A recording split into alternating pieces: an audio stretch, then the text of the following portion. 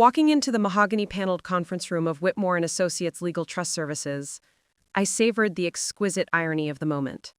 My parents, who had spent 3 years monitoring every text message, every phone call, every GPS location through secretly installed spyware to control my $4.2 million trust fund, were about to discover that I had just turned 25, and their access to both my money and my life had permanently ended exactly 17 minutes ago. Before we dive deeper, tell us where you're watching from, and if this story resonates with you, make sure you're subscribed, because I've got something even more shocking lined up for tomorrow. Before we jump back in, tell us where you're tuning in from, and if this story touches you, make sure you're subscribed, because tomorrow I've saved something extra special for you. The sleek glass doors of the trust management firm parted silently as I stepped into the building I had been carefully planning to enter for the past 8 months. 8 months of meticulous documentation, strategic consultation with 3 different attorneys, and the kind of patience that comes from knowing your freedom has an expiration date, or rather, a liberation date. I checked my watch. 2:47 p.m. In 13 minutes, my parents, Dr. Raymond Castellane and Judge Patricia Castellane, would arrive for what they believed was a routine quarterly trust review meeting. The same parents who had justified their surveillance with concerned parental guidance. The same parents who had used my irresponsible behavior as justification for maintaining ironclad control over funds my grandmother had explicitly left for my independence. They were about to discover that the daughter they had been monitoring like a criminal had outmaneuvered them entirely within the bounds of the law they both claimed to uphold. The marble floors gleamed under the afternoon light as I made my way toward the executive conference room. My heels clicked confidently with each step, a rhythm that matched the steady certainty I felt. This wasn't about revenge. It was about reclamation. About finally living the life my grandmother Dorothea had envisioned for me when she established the trust 16 years ago, before cancer took her when I was only 9 years old. "Good afternoon, Ms. Castellane," called the receptionist, Thomas, with a knowing smile. He was one of the few who understood the full significance of today's meeting. "Mr. Whitmore and the team are already assembled in the Pinnacle Room, and your assistant called to confirm they're en route." "Thank you, Thomas," I replied, my voice steady despite the adrenaline coursing through my veins. "Could you make sure the trust documentation, the original trust documentation from 2009, is displayed on the main screen when they arrive?" Thomas nodded with barely concealed satisfaction. "Already queued up, Miss Castellane, front and center, just as you requested." I continued toward the conference room, feeling the weight of my grandmother's legacy settling around me like armor. The journey to this moment had been exhausting and isolating. A path I couldn't have imagined when I first discovered the spyware 3 years ago during what should have been my celebratory 22nd birthday dinner. Outside the Pinnacle Room, named for its floor-to-ceiling windows overlooking the Denver skyline, I paused to gather my thoughts. Through the glass walls, I could see my legal team already seated. Jeremy Whitmore, the senior trust attorney who had known my grandmother personally and had been quietly horrified when I showed him the evidence of my parents' surveillance. Diane Chen, the cybersecurity expert who had helped me document every instance of unauthorized access to my devices, and Robert Kim, the family law specialist who had helped me understand exactly what rights I had and when those rights would become unassailable. They were all here, not just as legal counsel, but as witnesses to the culmination of a journey that had begun with a casual conversation at a coffee shop 18 months ago. That moment, that accidental discovery that I wasn't paranoid, that my phone really was being monitored, had been the catalyst that transformed me from a compliant daughter living under constant surveillance to a woman determined to claim the independence my grandmother had fought to secure for me when she established the trust 16 years ago, before cancer took her when I was only 9 years old. Smoothed down my tailored charcoal suit, adjusting the delicate silver compass pin on my lapel, a gift from my grandmother on my 8th birthday, shortly before her diagnosis. "Navigate by your own stars, Natalie," she had told me, not knowing how prophetic those words would become. "Never let anyone else chart your course, not even people who love you." "Everything set?" asked Jeremy as I entered the room, his eyes warm with anticipation and what looked like pride. "Perfect," I confirmed, taking my seat at the head of the conference table, a position that would have been unthinkable during any previous trust meeting, where I had always been positioned as a supplicant rather than a beneficiary with rights. "They just confirmed arrival," My father texted, ironically without knowing I've had a completely clean phone for the past 6 months. Diane slid a tablet toward me. Final surveillance report came through this morning. They attempted to access your location data 47 times in the past week alone. Every attempt documented, time-stamped, and saved across 3 separate secure servers. I nodded, grateful for her thoroughness. The surveillance hadn't just been occasional parental checking. It had been comprehensive, invasive, and used strategically to control every aspect of my life that touched the trust fund. Every friendship questioned, every romantic interest investigated, every career choice scrutinized, every expenditure monitored and judged. I have prepared a timeline of trust violations, Robert added, his calm voice betraying none of the tension we all felt. The original trust language is unambiguous. Sole control transfers to you at age 25, with no provisions for parental oversight beyond that date. Through the glass walls, I watched the elevator doors open at the far end of the corridor. My parents stepped out, my father's confident stride immediately recognizable, his silver hair and tailored suit projecting the successful physician he had become. Beside him walked my mother, her judicial robes replaced with an expensive navy dress, but still carrying that aura of absolute authority she wielded from the bench. They moved like people accustomed to controlling every space they entered, unaware that this particular space, this particular moment, had been carefully architected to restore a balance they had spent years distorting. "Here we go," Jeremy murmured, straightening in his chair. My parents approached the glass doors, pausing briefly as they registered the seating arrangement, me at the head of the table, surrounded by attorneys they hadn't authorized, in a meeting they thought they controlled. My father's eyebrows drew together slightly, the only indication that something wasn't aligning with his expectations. My mother's expression remained carefully neutral, though her hand tightened almost imperceptibly on her leather portfolio. The door opened and my father entered with his characteristic smooth confidence. "Good afternoon," he said, his gaze sweeping over the assembled team before settling on me with a hint of confusion mixed with parental condescension. "Natalie, sweetheart, I wasn't aware you'd be bringing additional representation to a standard quarterly review." I smiled, feeling the weight of my grandmother's compass pin against my chest, feeling the freedom that came with knowing that in exactly 8 minutes, at 3 p.m. Mountain Time, I would officially turn 25 years old.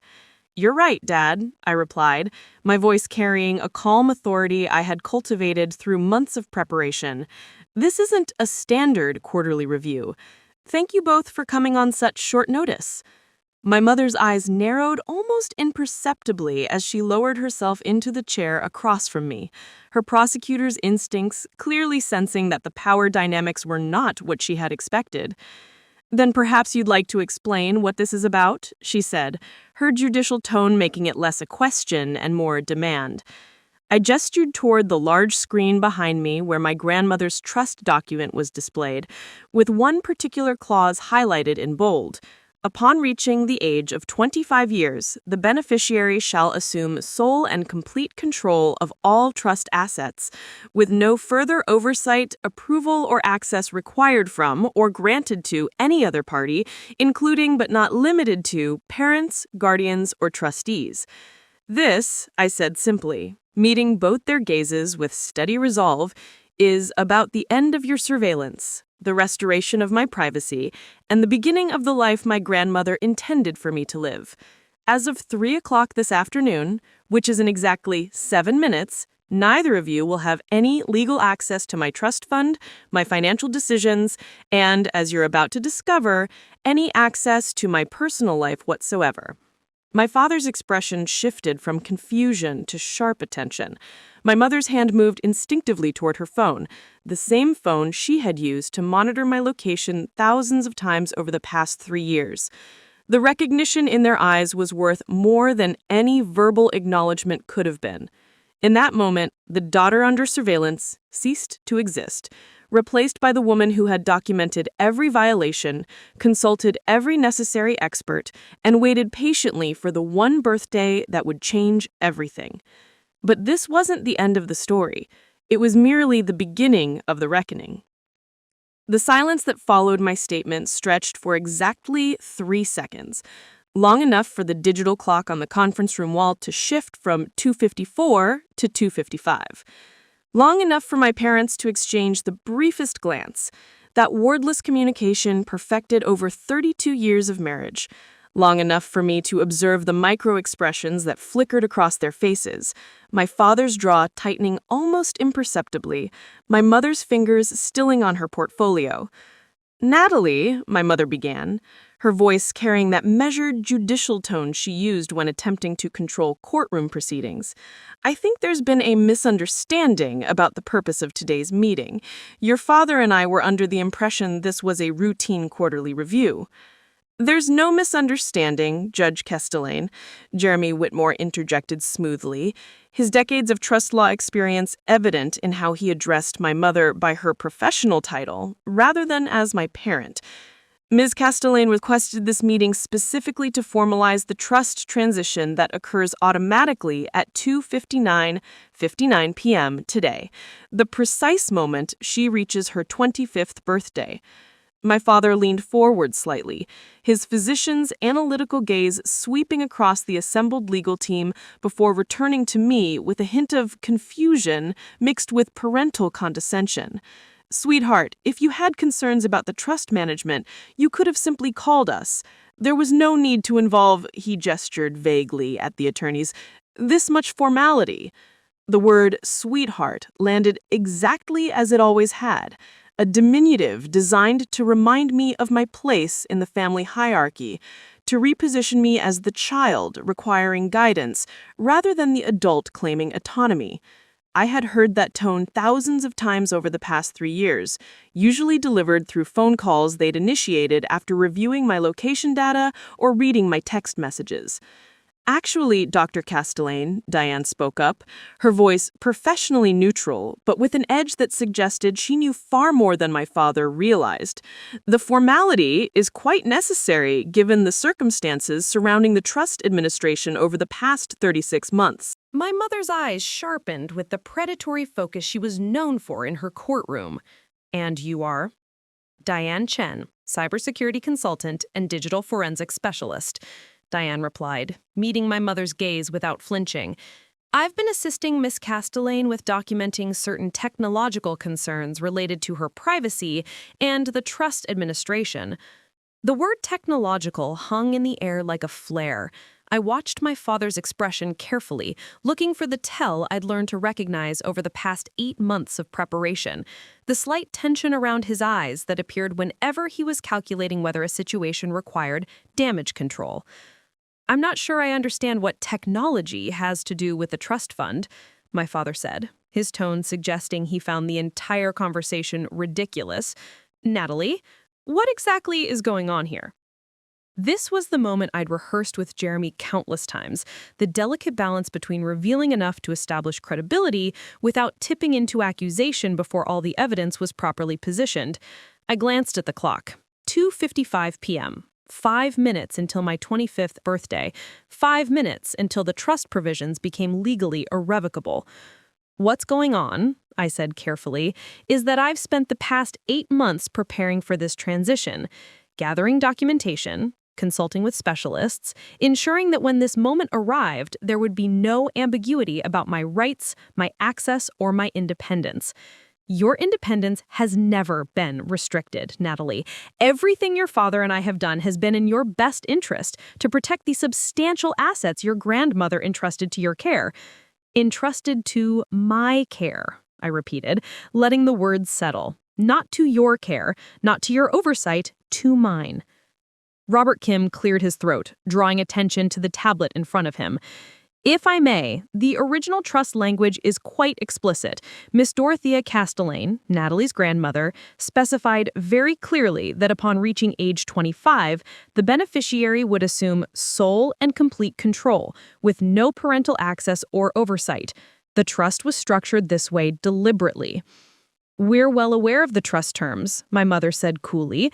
"We've been the administrative trustees for 16 years. But transitioning control doesn't require this, she gestured at the assembled team, this theatrical presentation, unless there's some other agenda here.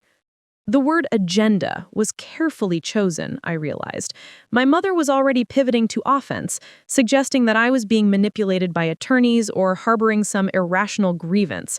It was the same technique I'd watched her use in preliminary hearings, reframing the narrative before the opposition could establish their version of events. The agenda, Jeremy said firmly, is transparency. Ms. Castellane has requested that certain aspects of the trust administration over the past 3 years be reviewed and documented as part of this transition.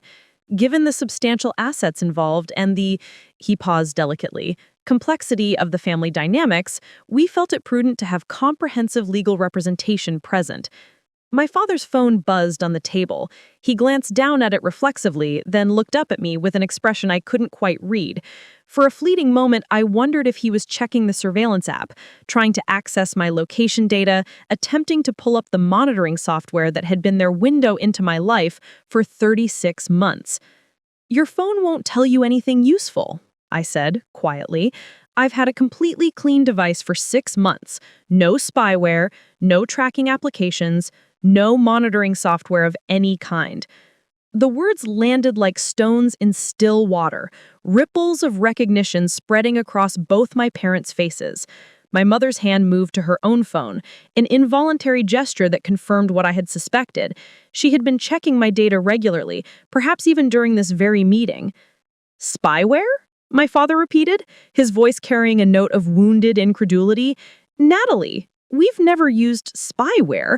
We've used standard parental monitoring applications, completely legal and appropriate given the substantial trust assets you had access to." "Had access to," I noted. Past tense. Interesting choice of words, Dad. Considering I'm supposedly the beneficiary with rights to those assets. The clock read 2:57 p.m. 3 minutes.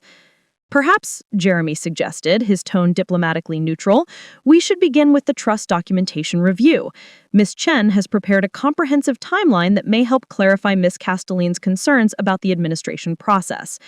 Diane tapped her tablet, and the large screen behind me split into 2 displays.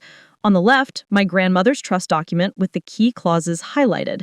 On the right, a timeline that began 3 years ago on my 22nd birthday and extended through to this morning. My mother's eyes scanned the timeline, and I saw the moment she recognized what she was looking at. Dates, times, locations, all meticulously documented. Every instance of unauthorized access to my phone. Every surveillance check. Every time they'd use the monitoring software to track my movements, read my messages, or review my call logs.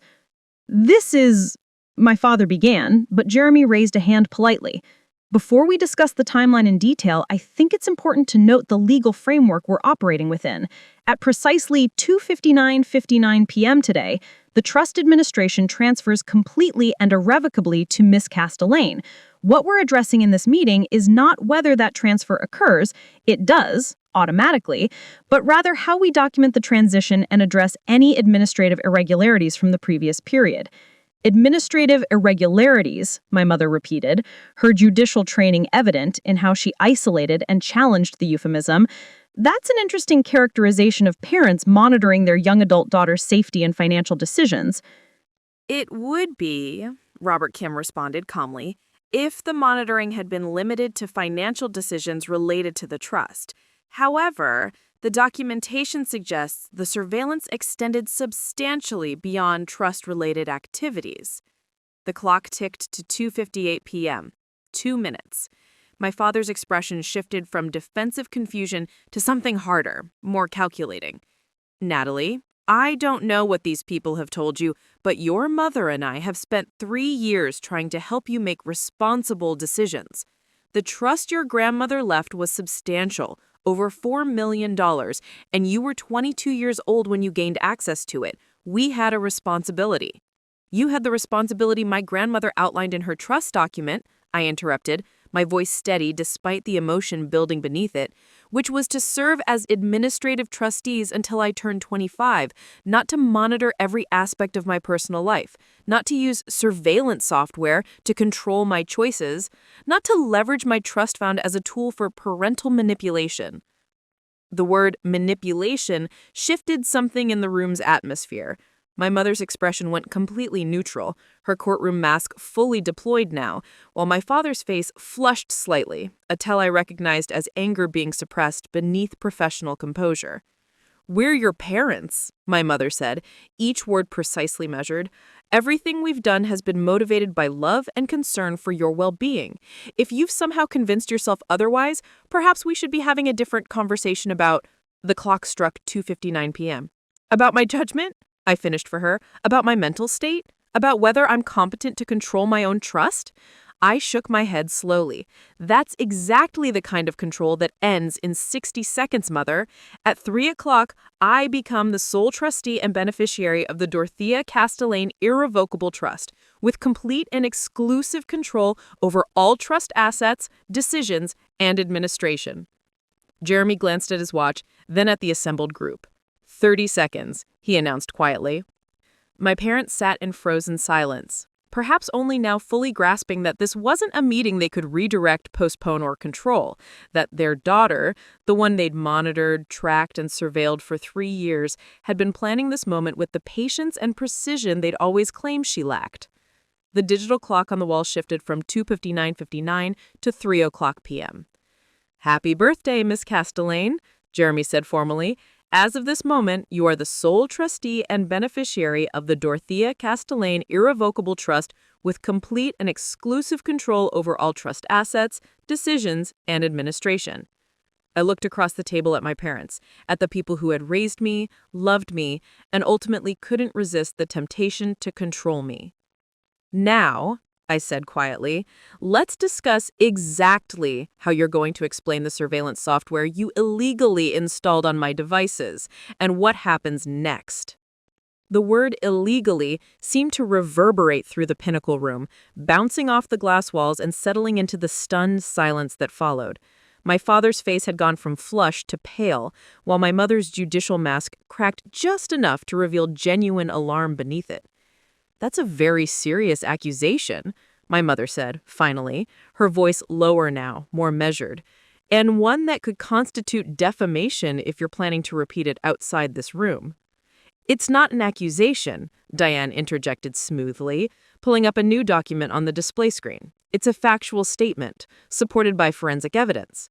The software installed on Miss Castellane's devices over the past 3 years was not standard parental monitoring applications, as Dr. Castellane suggested. It was commercial-grade surveillance software, typically used by private investigators and corporate security." The screen now showed a detailed technical breakdown: software names, installation dates, access logs, and capability descriptions. I watched my parents' eyes scan the information, looking for some angle, some interpretation that would reframe what was clearly documented. "ShadowTrack Pro," Diane continued, her voice clinically neutral, "installed on Miss Castellane's iPhone on March 15, 2022, approximately 2 weeks after her 22nd birthday and her initial access to trust disbursements. This software provided real-time GPS tracking, complete access to text messages and emails, call log monitoring, and even the ability to remotely activate the phone's microphone and camera." My father shifted in his seat. "We were concerned about her safety. A young woman with sudden access to millions of dollars. There are predators who target exactly that demographic." "That might be a reasonable justification," Robert Kim responded, his tone suggesting it absolutely wasn't, "if the monitoring had been limited to financial decisions related to security concerns. However, the access logs tell a different story." Another screen appeared, this one showing a sample of timestamps and activities. My stomach tightened slightly when I saw them displayed so clinically, moments from my life reduced to data points, proof of violation translated into evidence. May 3, 2022, 7 separate location checks between 6 p.m. and 11 p.m. while Miss Castellane was on a date with Connor Hayes, a graduate student she'd met through her university alumni network. followed by a phone call from Dr. Castellane at 11:17 p.m. questioning her about Mr. Hayes' background and intentions. I remembered that night vividly. Connor and I had gone to a wine bar in Lodo, talking about his research in environmental engineering and my interest in sustainable urban development. It had been one of the first times in months I'd felt genuinely relaxed, genuinely myself. Then my father's call had come, asking pointed questions about Connor's family, his financial situation, whether he knew about my circumstances. June 12, 2022, Robert continued. Text message monitoring revealed Miss Castellan discussing potential graduate school applications with her friend Jenna Wu. Judge Castellan called the following morning to express concerns about the financial implications of graduate education and suggested Miss Castellan reconsider her timeline. My mother's expression remained carefully neutral, but I saw her hand tighten on her portfolio. A mother expressing concern about her daughter's educational plans is hardly surveillance abuse. It would be, Jeremy interjected, if the mother had obtained that information through normal conversation rather than covert monitoring of private text messages. The pattern here isn't parental guidance, Judge Castellan. It's systematic surveillance used to preemptively control decisions before Miss Castellan could even discuss them with you openly. Diane advanced to another screen, this one showing a graph of surveillance frequency over time. What's particularly revealing is how the monitoring intensified around specific trigger events. Anytime Miss Castellan expressed interest in career changes, educational opportunities, or significant relationships, the surveillance frequency would spike dramatically in the following weeks. The graph was damning in its clarity, peaks corresponding to moments I remembered, when I'd mentioned wanting to volunteer with an environmental nonprofit in Costa Rica, when I'd started seriously dating Lauren Mitchell, when I'd talked about using trust funds to start a sustainability consulting firm. This isn't surveillance for safety, Diane concluded. This is surveillance for control. The software provided you with the ability to identify and disrupt any choice that didn't align with your vision for Miss Castellan's life. My father leaned forward, his physician's analytical mind, clearly seeking some argument that would recontextualize what they were seeing. Even if we accept your characterization, which I don't, everything we did was motivated by genuine concern. The trust your grandmother left was substantial, Natalie. You had no experience managing that kind of wealth. We saw you making impulsive decisions. Like what? I interrupted, my voice sharper than I'd intended. Like donating $15,000 to a climate research initiative?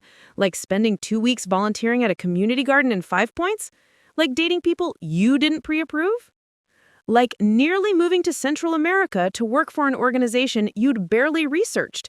Like considering graduate programs that would have delayed your career development by years. Like making emotional decisions without considering long-term consequences.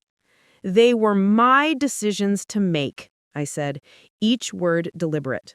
My money, my life, my consequences.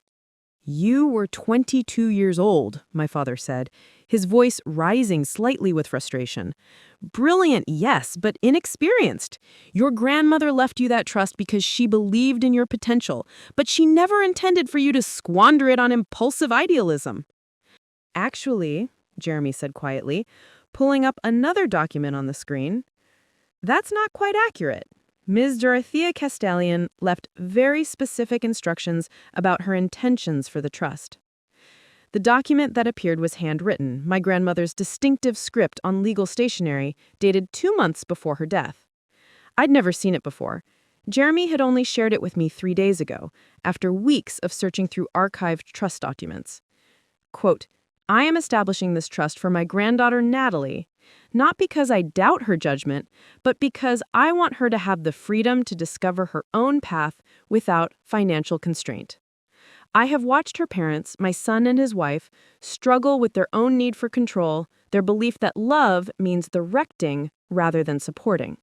This trust is meant to liberate Natalie from that control, to give her the means to explore, to fail if necessary, to learn through experience rather than through imposed caution. The silence that followed was absolute.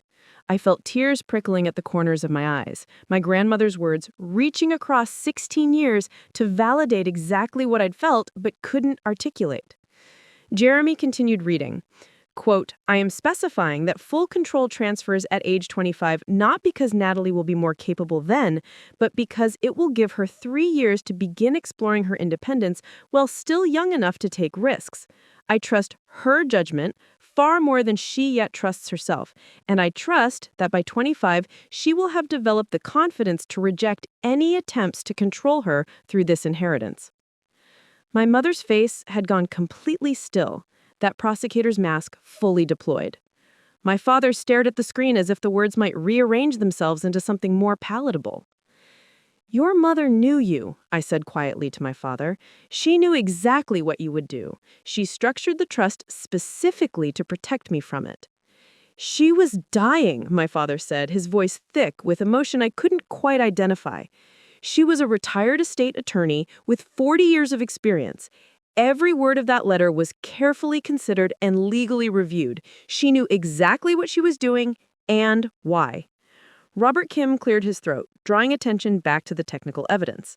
What makes this surveillance particularly problematic from a legal perspective is that it continued even after Ms. Castellan reached the age of majority and had independent legal status.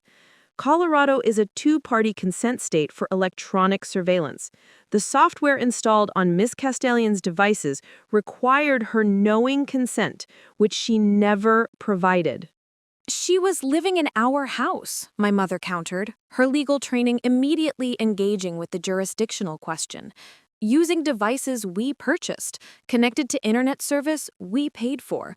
Parents have legal latitude for monitoring in their own homes. She moved into her own apartment in August 2022, Robert responded evenly. The surveillance continued unchanged. In fact, he pulled up another log, the monitoring actually increased after she established independent residence, with an average of 43 access events per week.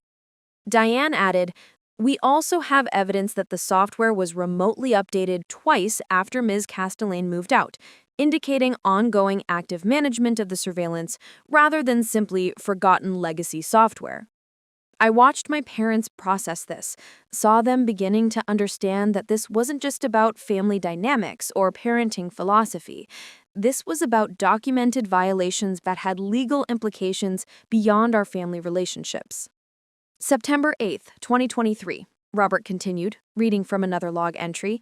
Ms. Castellan met with an advisor at the University of Denver regarding their environmental policy master's program. Within 2 hours, Dr. Castellan called the program director directly, a Dr. Franklin Pearson, to discuss concerns about the program's rigor and his daughter's suitability for graduate study. My breath caught.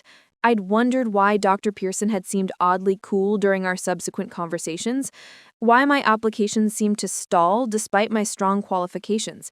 I'd assumed it was competitive admissions. The truth was so much worse.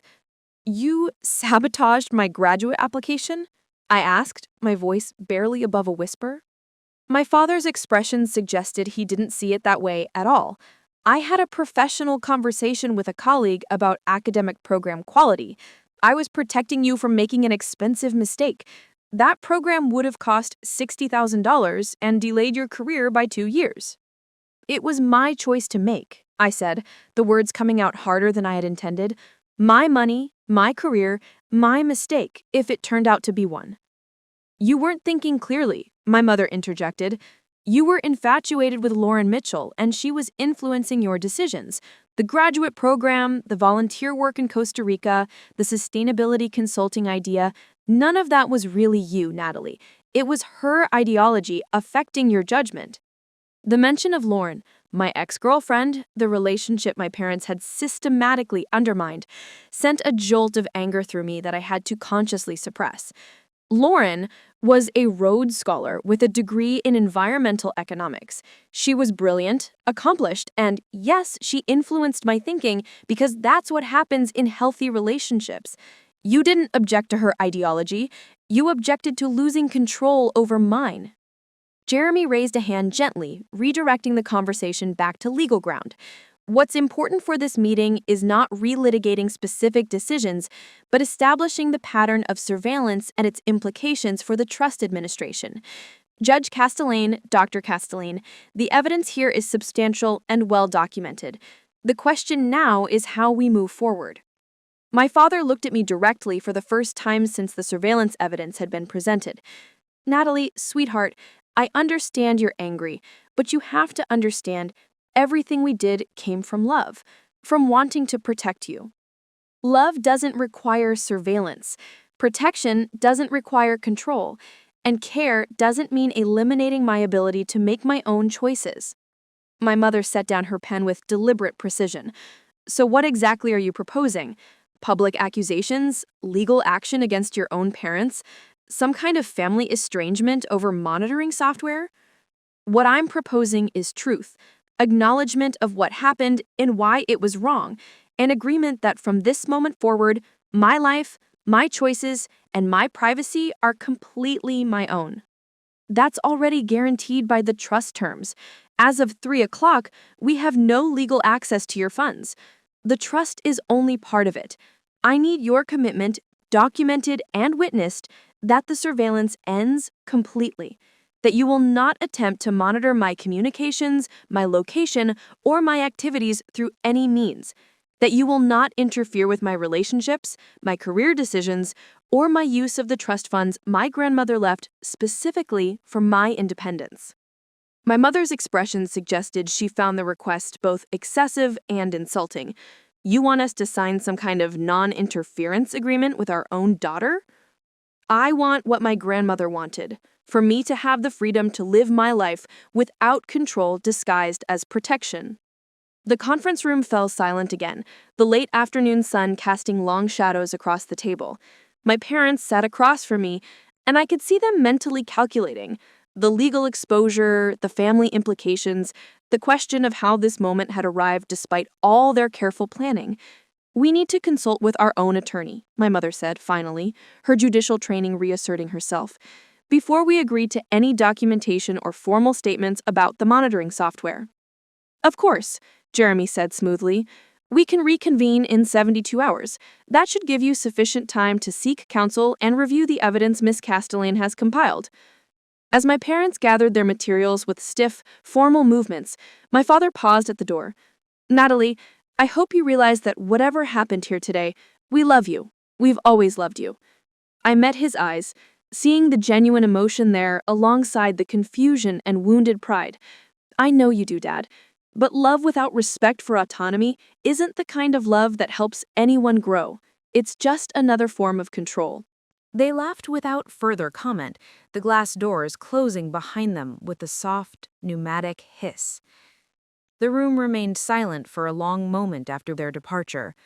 Then Diane closed her laptop with a decisive click. Well, she said quietly, that went about as expected. I let out a breath I hadn't realized I was holding. Is the evidence really as solid as you presented? Absolutely, Diane confirmed. Every access logged, every installation documented, every update tracked. If they try to claim the surveillance was minimal or justified, we can prove otherwise. Jeremy placed a reassuring hand on my shoulder. You did well, Natalie. That couldn't have been easy. It hadn't been, but as I looked at the clock, 3:47 p.m., nearly an hour past the moment that had changed everything, I felt something I hadn't experienced in 3 years. Freedom. Real, legal, documented freedom. The extended flashback began 3 years and 6 months earlier, on a crisp October morning when I was 21 years old and still blissfully unaware of how quickly freedom could be conditional. I remember standing in my grandmother Dorothea's study, the room my parents had left untouched since her death 12 years prior, preserved like a museum to her memory. Oak bookshelves lined with legal texts and gardening manuals, her antique desk with the green banker's lamp, the window overlooking the garden she'd cultivated for 40 years before the cancer made even that simple joy impossible. My father had asked me to meet him there, said he had something important to discuss about my upcoming birthday. I assumed it was about college graduation plans or perhaps a family vacation. I had no idea it was about the trust. "Your grandmother was an extraordinary woman," my father said, settling into Dorothea's leather chair with an ease that suggested he'd claimed it as his own long ago. "Brilliant legal mind, but she had some unconventional ideas about wealth and independence." I'd perched on the edge of the window seat, running my fingers along the faded cushion where my grandmother used to sit reading case law and seed catalogs with equal intensity. "What do you mean?" He continued, pulling out a folder I'd later recognize as containing only partial documentation. "The trust she established for you? It's substantial, Natalie. Over $4 million in diversified investments and property holdings. She structured it so you'd gain access at 22. My breath had caught. I'd known about the trust in abstract terms. My grandmother had mentioned leaving something for my future, but the specific amount was staggering. $4 million? "Which is precisely why we need to discuss management expectations," my mother added, entering the study with 2 cups of coffee. She'd been listening from the hallway, I realized later. They'd choreographed this conversation. "That kind of wealth requires responsibility, maturity, careful stewardship." "Of course," I'd agreed immediately, my 21-year-old self overwhelmed by the magnitude of what they were describing. I'd want to be really thoughtful about it. My father smiled warmly. "That's exactly what we hoped you'd say. Your mother and I have been discussing how to help you navigate this transition. The trust technically gives you access at 22, but full control doesn't transfer until you're 25. "Why 25? I'd asked, genuinely curious about my grandmother's reasoning. "She wanted to ensure you had time to mature," my mother explained, though I'd later discover this was a deliberate mischaracterization. "The 3-year period allows you to make smaller decisions and learn from them before you have complete control." What they didn't mention was that the trust document explicitly stated the 3 years were meant for me to explore independence, not to be monitored and controlled. They'd omitted my grandmother's actual intentions entirely. "So what happens during those 3 years?" I asked. "We serve as administrative trustees," my father said. "We'll help you understand the investments, review any major disbursement requests, provide guidance on financial decisions. Think of it as a structured learning period." It had sounded reasonable, generous even. My parents offering their expertise to help me navigate sudden wealth. I felt grateful for their support, relieved I wouldn't be making these decisions alone. "There's one other thing," my mother had added, her tone shifting to something more serious. "The kind of wealth you'll have access to makes you a target, Natalie, for scammers, opportunists, people who might want to take advantage of your generosity or inexperience." I'd be careful, I promised, though I had no framework for understanding what they were really suggesting. "We know you would," my father assured me, "but careful isn't always enough. We'd like to implement some basic security measures. Nothing invasive, just practical precautions." "What kind of precautions?" "A monitoring application on your phone," my mother explained. "It would allow us to help ensure your physical safety, location tracking in case of emergency, and provide some oversight of your communications to watch for potential fraud or manipulation attempts." I hesitated then. Some instinct suggested this crossed a line I couldn't quite articulate. "You want to track my phone?" "Only as a safety measure," my father said quickly. "You'll be a young woman with substantial assets. That makes you vulnerable in ways most people aren't. This is just responsible risk management." Lots of families use this kind of software. It's completely standard for parents who want to ensure their adult children's safety, especially when significant assets are involved. The phrase adult children should have registered as the contradiction it was, but at 21, still living at home while finishing my senior year at the University of Colorado, I'd accepted their framing. They were my parents. They'd always wanted what was best for me. This was just an extension of that care. I guess that makes sense, I'd agreed finally, though my stomach had tightened with discomfort I couldn't fully justify. Wonderful, my father said, his relief evident. We'll have the IT consultant install it before your birthday. You won't even notice it's there. That last statement would prove prophetically ironic. For the next 3 years, I wouldn't notice the surveillance, not consciously, but I'd feel it in the constant low-grade anxiety that accompanied every decision, every relationship, every moment of attempted independence. My 22nd birthday arrived on March 1st, 2022, with a small family dinner at my parents' house in Cherry Creek.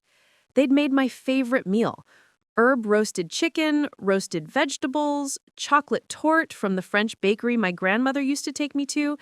It felt celebratory and warm, a family milestone properly acknowledged. After dinner, my father presented me with the formal trust documents and a checkbook linked to the trust account. Remember, any disbursement over $10,000 needs administrative trustee approval, he reminded me. But for normal expenses, living costs, reasonable purchases, you have complete freedom. The word freedom would haunt me later, its hollowness revealed through years of experience. 2 weeks after my birthday, on March 15th, 2022, my father asked to borrow my phone to look up a restaurant address. Mine's dead, he'd explained, and I need to make a reservation. I'd handed it over without hesitation. He disappeared into his home office for perhaps 10 minutes, long enough, I'd later discover, to install ShadowTrack Pro and configure it to provide comprehensive surveillance access to both my parents. The first indication something had changed came 3 days later. I'd made plans to meet my college friend Jenna at a coffee shop in Capitol Hill. My mother called just as I was leaving. "Where are you headed, sweetheart?" "Just meeting Jenna for coffee," I replied, finding nothing unusual about the question. "Capitol Hill? That's quite a drive from home. Are you sure that's necessary? You could meet somewhere closer." I'd felt a flicker of irritation. I was 22 years old. Why was my mother questioning a coffee meetup? But I dismissed it. "It's fine, Mom. Jenna suggested this place, and I don't mind the drive." "Just checking," she'd said lightly. "Have fun. Text when you're heading home." The conversation hadn't seemed remarkable at the time. Only later would I recognize it as the first of thousands of similar interactions, my parents demonstrating knowledge of my movements and plans I'd never explicitly shared with them. The pattern established itself gradually over the following weeks. Casual questions that revealed more awareness than I'd provided. Timely phone calls that interrupted moments of privacy or important conversations. Concerns raised about people I'd mentioned only in text messages to friends. "How was your coffee with Connor?" my father asked one evening, referencing a date I definitely hadn't told him about. "It was fine," I replied, confused. "How did you know about that?" "You mentioned him, didn't you?" my father said easily, "the graduate student from the alumni mixer." I hadn't mentioned Connor, not to my parents. I'd told Jenna about him via text, described him as interesting and kind of brilliant in this understated way, but my father was speaking as if I'd shared details I absolutely had not.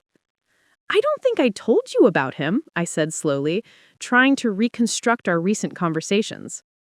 "You must have," my father assured me, with the confidence of someone who knew he was right. "Memory's a funny thing sometimes." That phrase, "memories of funny thing," became a refrain over the following months. Every time I questioned how my parents knew something I was certain I hadn't shared, they'd suggest I must have mentioned it and forgotten. I began dotting my own recollection, wondering if I was more forgetful than I realized. The gaslighting was subtle but persistent, eroding my confidence in my own memory and perception. By summer 2022, I'd saved enough from my trust disbursements to move into my own apartment, a one-bedroom in Washington Park with hardwood floors and enough light for the plant houses I was determined to keep alive. I'd imagined this move would provide independence, space to figure out who I was beyond my parents' immediate influence. Instead, the surveillance intensified. "How's the new apartment?" my mother asked during our weekly phone call approximately 48 hours after I'd moved in. Good.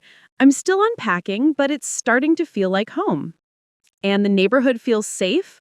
Are you being careful about locking doors, not walking alone after dark? Yes, Mom, I'm being careful. Good. I noticed you were out quite late last night, past midnight. I worry about you walking around that area alone. The statement stopped me cold. How do you know what time I got home? A brief pause. You mentioned you were going to that concert with Jenna, didn't you? I assumed it would run late. It is. And part of emergency preparedness is knowing your general location and habits so we can respond if something goes wrong. It's exactly what we discussed. Had it been what we discussed? My memory of that conversation in my grandmother's study felt suddenly fuzzy, uncertain. Maybe I'd agreed to more than I'd realized. Maybe this was normal and I was overreacting. This became the pattern. Discovery, confrontation, reframing, doubt. Every time I identified something that felt invasive, my parents would remind me I'd agreed to it, suggest it was normal, imply that my discomfort indicated immaturity rather than legitimate boundary violation. The turning point came in August 2022, 5 months after my birthday and 3 months into living independently. I'd started dating Lauren Mitchell, a brilliant environmental economist I'd met through a sustainability networking event. Lauren was 26, completing her doctorate at Colorado State, passionate about climate policy and environmental justice in ways that challenged and inspired me. Our third date was at a small Thai restaurant in Berkeley.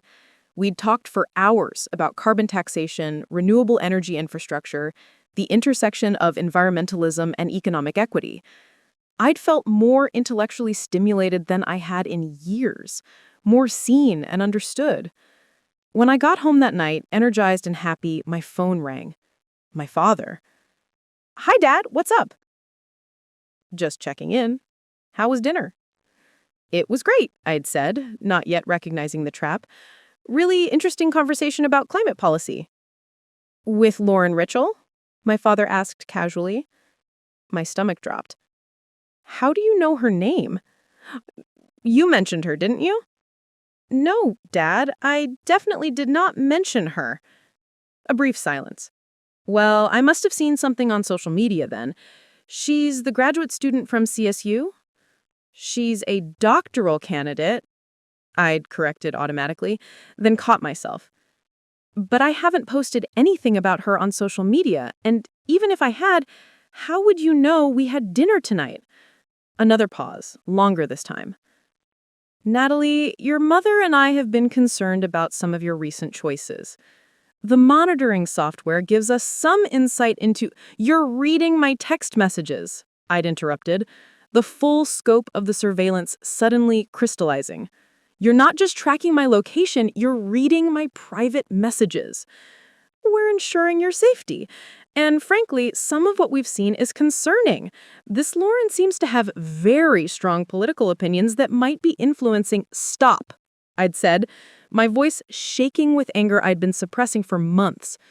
This isn't about safety. This is about control. That's not fair, Natalie. Everything we're doing is because we love you and want to protect— I hung up. Then I sat on my apartment floor, trembling, finally allowing myself to fully acknowledge what I'd been rationalizing away for months. My parents weren't protecting me. They were surveilling me. And they'd been doing it since the day I'd gained access to my trust. The question was what I could do about it. The systematic diminishment of my autonomy didn't announce itself with dramatic confrontations or obvious violations. It accumulated through 1,000 small moments, each seemingly reasonable in isolation, collectively forming a cage I didn't recognize until I was already trapped inside it. After hanging up on my father that August night in 2022, I spent hours researching phone surveillance software, trying to understand exactly what had been installed on my device and how extensively it monitored my activities. The technical specifications were alarming. Real-time GPS tracking, complete message access, call log monitoring, even remote microphone activation. My parents had essentially created a window into every aspect of my life. The next morning, I called my friend Jenna Wu, whom I'd known since freshman year at CU Boulder.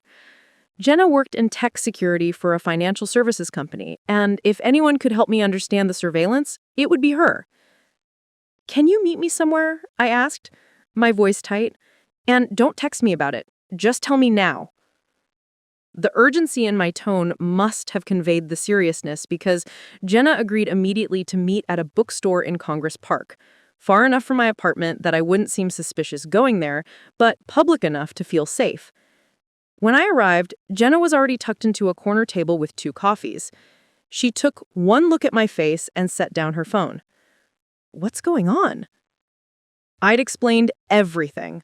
The trust fund, the monitoring software, my parents' increasingly invasive knowledge of my activities, and the conversation with my father the previous night.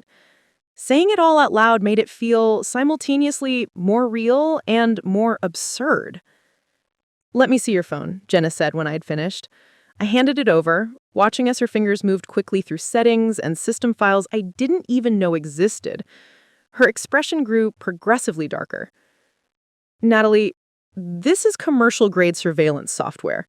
This isn't some standard parental monitoring app from the App Store. This is the kind of thing private investigators use." My stomach dropped. "How bad is it?"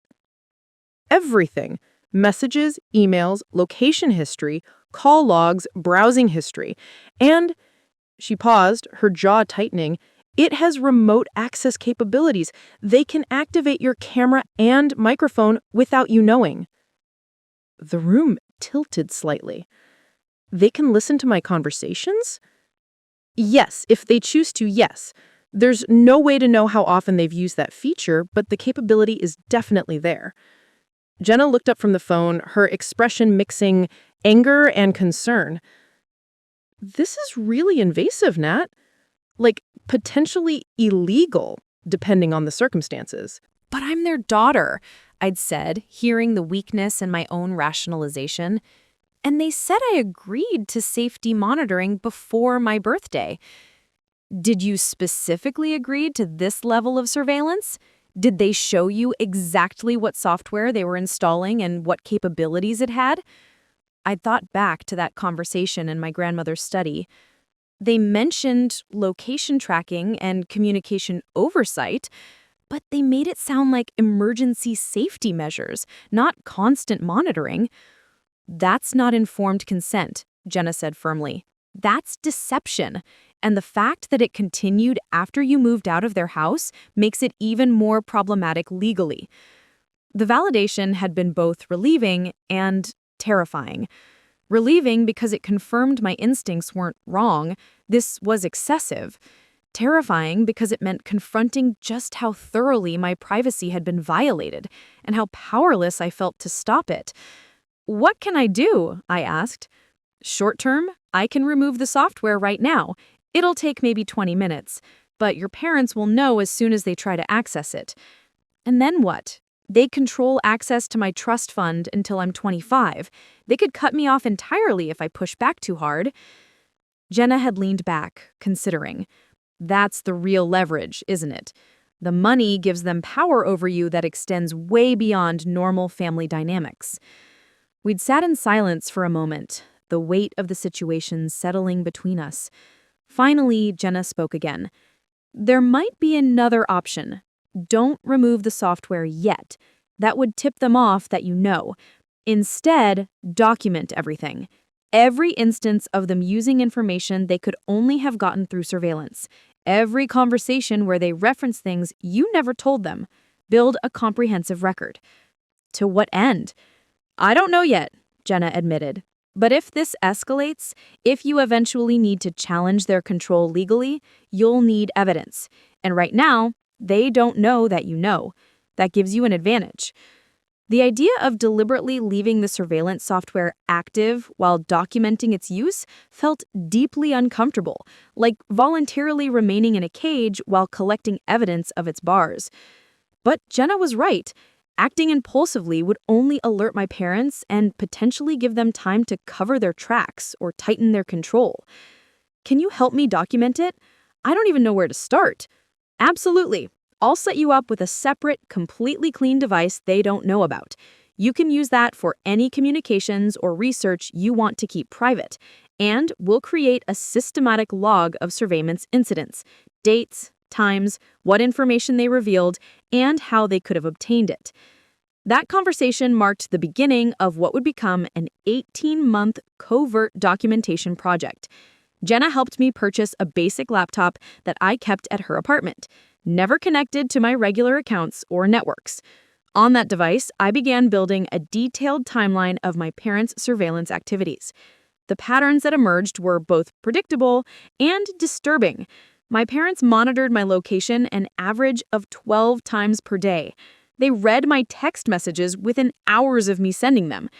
Anytime I expressed interest in activities they disapproved of, travel plans, career changes, relationships, they would initiate conversations clearly designed to discourage those choices before I could develop them fully.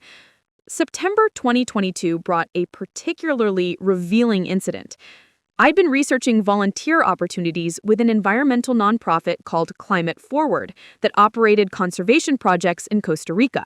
I'd mentioned this interest only in text messages to Lauren and Jonah, discussing the possibility of taking 3 months to work on reforestation initiatives.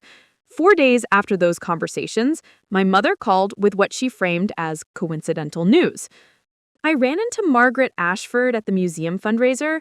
You remember her daughter, Sarah? She did one of those volunteer abroad programs in her mid-20s. Margaret says it completely derailed her Sarah career trajectory. She lost 3 years of professional development and came back with nothing to show for it but mosquito bites and romantic notions about saving the world. The timing was too precise to be coincidental. That's an interesting story, I'd replied carefully, though I'm not sure what prompted it. Just making conversation, sweetheart. Though since you mentioned it, you're not considering anything like that, are you? With the trust fund access, I worry you might be tempted towards these kinds of impulsive adventures. I haven't mentioned anything about volunteer work, I'd said, testing. A brief pause. Haven't you? I could have sworn you said something about environmental projects. Memory's a funny thing. There it was again, that phrase designed to make me doubt my own recollection, while my mother seamlessly incorporated surveillance information into supposedly casual conversation. I'd logged the incident in detail that evening, noting the specific timing relative to my text conversations and my mother's carefully constructed plausible deniability. October brought an escalation that revealed the surveillance extended beyond passive monitoring into active interference.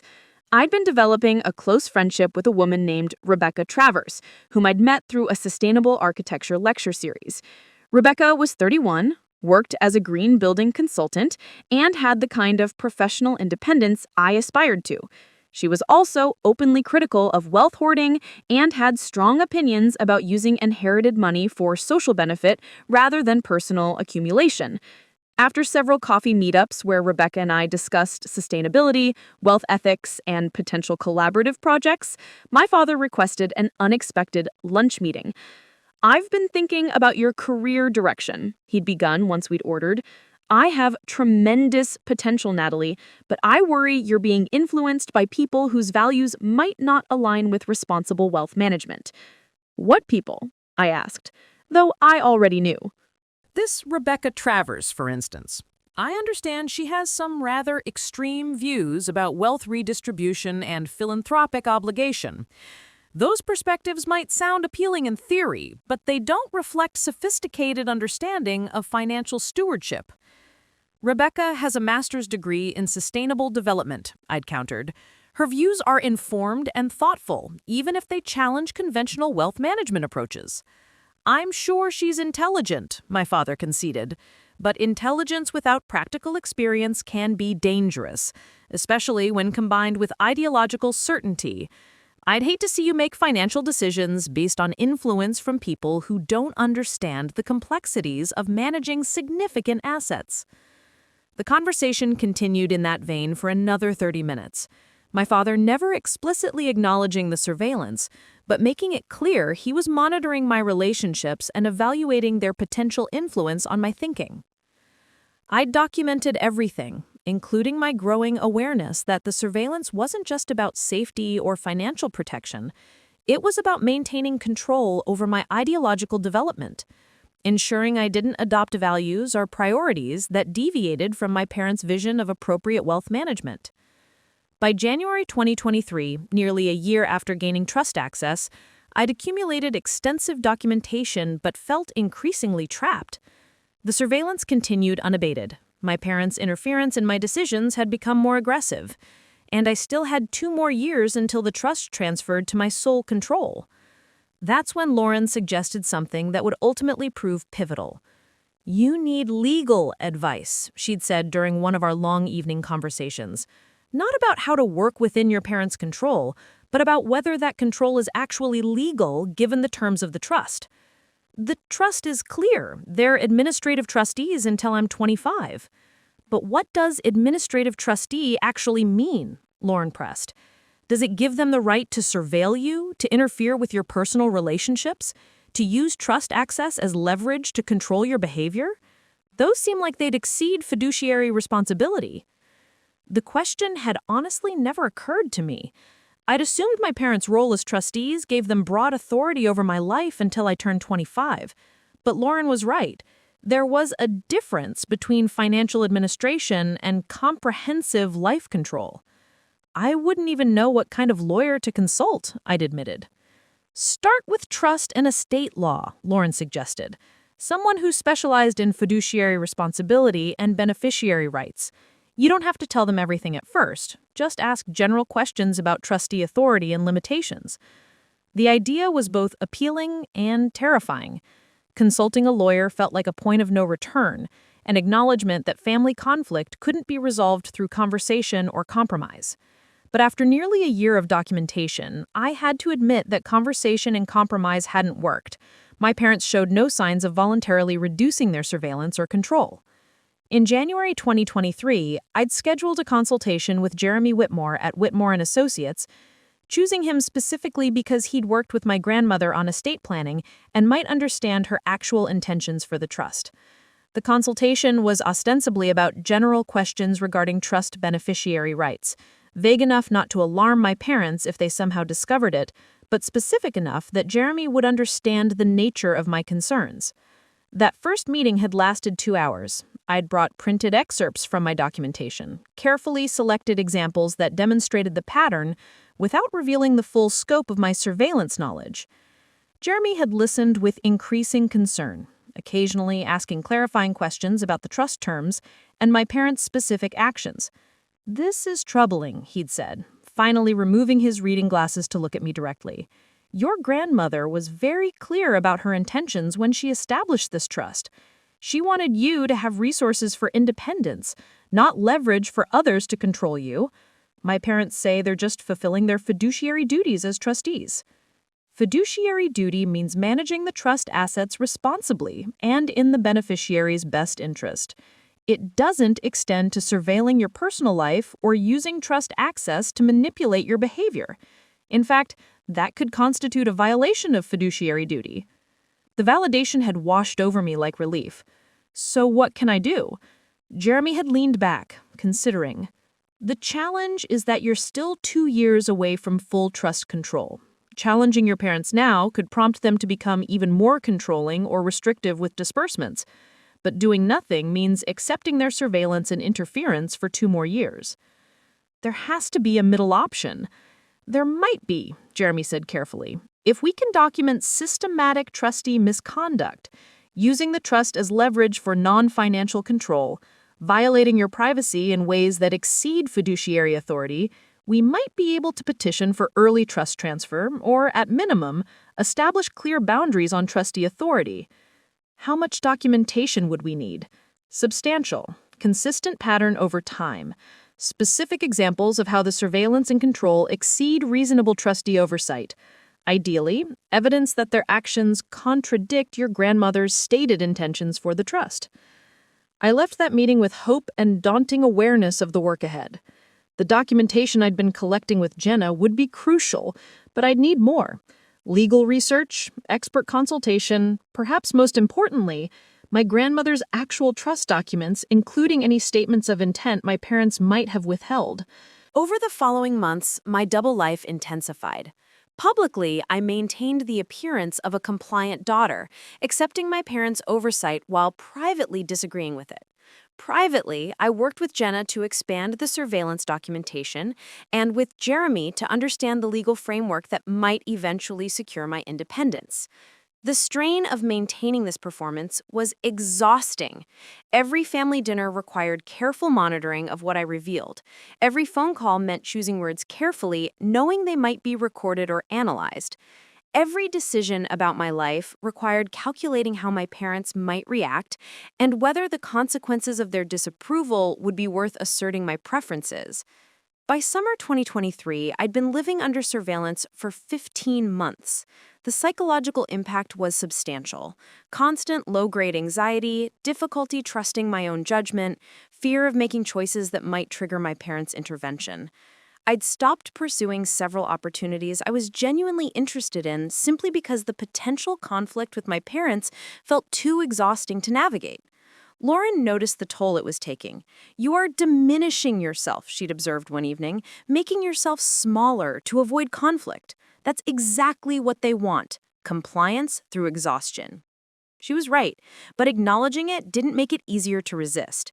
The surveillance created a panopticon effect. Because I never knew exactly when my parents were actively monitoring versus when the software was simply collecting data, I felt constantly observed.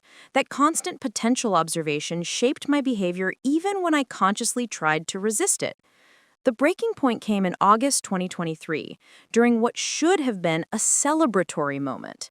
I'd been accepted into the University of Denver's Environmental Policy Master's Program, a rigorous 2-year course that would provide exactly the credentials and network I needed to work in sustainable development. The acceptance letter had arrived via email, which meant my parents read it approximately 45 minutes before I'd had the chance to celebrate privately. My father called that evening, his voice carefully neutral. "Congratulations on the graduate school acceptance."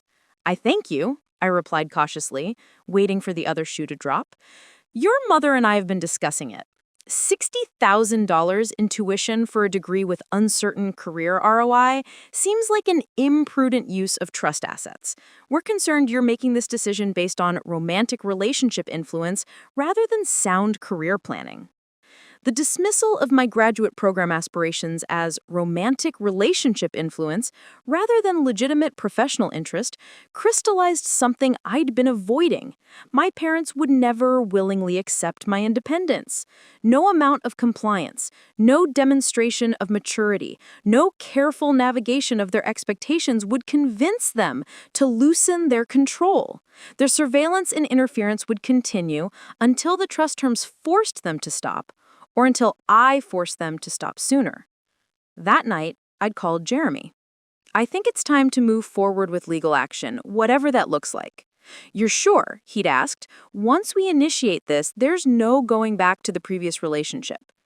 The previous relationship was based on control, disguised as protection. I don't want to go back to it. I want to move forward to something honest, even if that means conflict first. The decision made, we'd begun preparing in earnest for what would eventually become the confrontation in the Pinnacle Room. But first, we needed more evidence, more expert testimony, and most crucially, we needed to wait until my 25th birthday was close enough that my parents couldn't derail my life too severely in the remaining time before the trust transferred. The waiting was its own form of torture. Continuing to live under surveillance, I now knew I'd be challenging. Maintaining relationships with parents I was preparing to legally confront. Pretending normalcy while building a case that would expose just how abnormal our family dynamics had become. But I'd learned patience, and I'd learned that sometimes justice required strategic timing rather than immediate confrontation. The systematic diminishment had taken 3 years to fully recognize. The liberation would take careful planning, legal precision, and the kind of courage that came not from fearlessness, but from deciding that dignity mattered more than comfort. The breaking point arrived not with dramatic revelation, but through accumulated weight, the final grain of sand that makes the entire pile collapse. It was December 14th, 2023, 3 months before my 25th birthday, and I was sitting in a coffee shop in Rhino waiting for my friend Rebecca Travers when my phone rang. My mother's name appeared on the screen. I answered, already bracing for whatever surveillance-informed concern she was about to raise. "Natalie, we need to talk about the graduate school situation." "I thought we already discussed that," I replied, keeping my voice neutral despite the frustration building beneath it. "We discussed our concerns. We didn't discuss the reality that we're denying the disbursement request. $60,000 for a program of questionable value isn't a responsible use of trust assets." The words hit like a physical blow. "You're blocking my tuition payment?" "We're exercising our fiduciary responsibility as trustees. The program doesn't align with sound financial planning or career development. You can reapply once you have full trust control and make whatever choices you want with your own money." "It is my own money," I said, my voice rising despite my efforts to stay calm. "Your grandmother left it with administrative oversight until you're 25, specifically because she knew you'd need guidance in making these decisions. We're providing that guidance." Through the coffee shop window, I saw Rebecca approaching. I held up a finger, indicating I needed a moment. This isn't guidance, Mom. This is control. You're using the trust to prevent me from making choices you disagree with. We're preventing you from making expensive mistakes that will impact your financial security. That's literally our job as trustees. Your job is to manage the assets responsibly, not to dictate my life choices based on your personal opinions about their value. My mother's voice cooled several degrees. "I think you need to consider very carefully how you're speaking to me right now. The trust gives us significant discretion over disbursements. If you're going to be hostile and unappreciative of our guidance, we can certainly become more conservative about what we approve." The threat was clear: comply or face further restrictions. It was the same leverage they'd been using for nearly 2 years, but something about hearing it stated so explicitly caused something inside me to snap. "I need to go," I said abruptly. "We'll continue this conversation later." I ended the call before my mother could respond, my hands shaking with anger I'd been suppressing for months. Rebecca entered the coffee shop moments later, took one look at my face, and immediately sat down. "What happened?" I explained the conversation, the denied tuition payment, the explicit threat of further financial restriction if I didn't comply with their preferences. Saying it out loud made the situation feel even more untenable. "They can't do this forever," Rebecca said when I'd finished. 3 more months and you have full control. 3 months where they can make my life miserable? 3 months where every decision I want to make gets blocked or questioned? 3 months of living under surveillance and having my choices vetoed by people who refuse to recognize I'm an adult capable of making my own decisions." Rebecca was quiet for a moment, then asked, "What would it take to challenge them before your birthday? Legally, I mean." "I've been consulting with a trust attorney. He says we'd need substantial evidence of trustee misconduct, using the trust for control beyond legitimate financial oversight. I've been documenting the surveillance, but proving it's happening is complicated. What if you could prove it definitively? Would that be enough?" I looked at Rebecca carefully, hearing something in her tone that suggested this wasn't a hypothetical question. "What do you mean?" "I have a friend who works in digital forensics. She's helped people document unauthorized surveillance in custody cases and domestic situations. If your parents have been monitoring your phone like you suspect, she could probably extract concrete proof, not just circumstantial evidence, but actual logs showing every access, every time they've read your messages or tracked your location." The possibility hadn't occurred to me. Jenna had helped me document surveillance incidents, but we'd been working from the behavioral evidence, my parents' knowledge of things I hadn't told them. What Rebecca was suggesting was direct technical proof of the software itself and how it had been used. "That kind of evidence would be pretty damning," I said slowly. "It would also be pretty definitive. No more memories a funny thing or plausible deniability, just clear documentation of exactly how invasive the monitoring has been.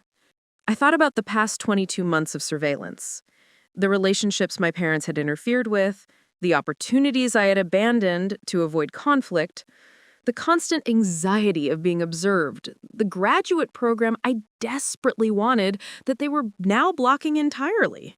Can you put me in touch with your friend? Rebecca pulled out her phone. I'll text her right now. That conversation led to a meeting 3 days later with Diane Chen, the cybersecurity expert who would eventually sit beside me in the Pinnacle Room confrontation. Diane met me at a library in Aurora, far enough from my usual locations that my parents wouldn't question my presence there. Rebecca explained the general situation. Your parents installed surveillance software on your phone without your full informed consent and have been using it to monitor and control your behavior. That's the condensed version, yes. Let me see your phone. I handed it over, watching as Diane connected it to her laptop and began running diagnostic software I didn't understand. Her expression grew progressively darker as data populated her screen. This is ShadowTrack Pro, commercial-grade surveillance software. Installation date shows March 15th, 2022. It's been actively running for 21 months. Can you tell how often they've accessed it? Diane's fingers moved rapidly across her keyboard. The logs, all access events. Let me pull the full history. She worked in silence for several minutes, then whistled low. Natalie, they've accessed your data over 15,000 times since installation. The number was staggering. 15,000? Location checks, message reads, call log reviews, browsing history access, an average of about 24 access events per day for nearly 2 years. And, she paused, her expression darkening further. There are 47 instances of remote microphone activation. My stomach lurched. They listened to my conversations?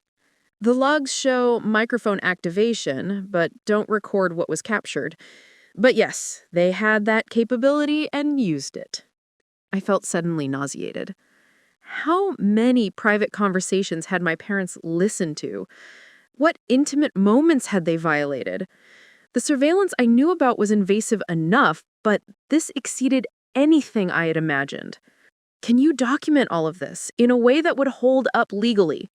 Absolutely.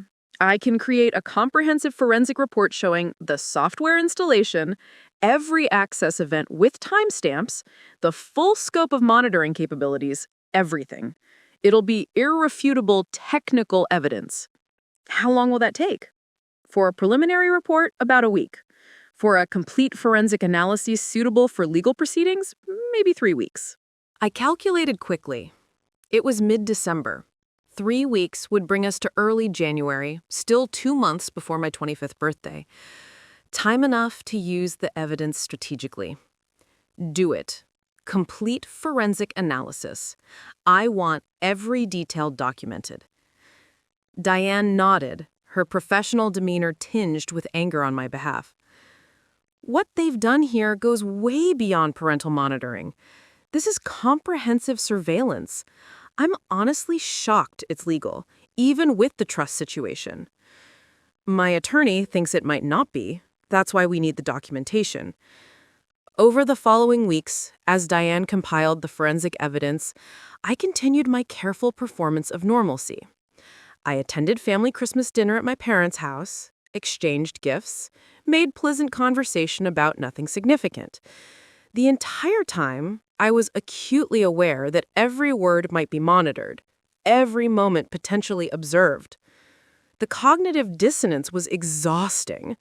Smiling at people who were systematically violating my privacy while planning the legal confrontation that would expose their surveillance. On January 8, 2024, Diane delivered the completed forensic report.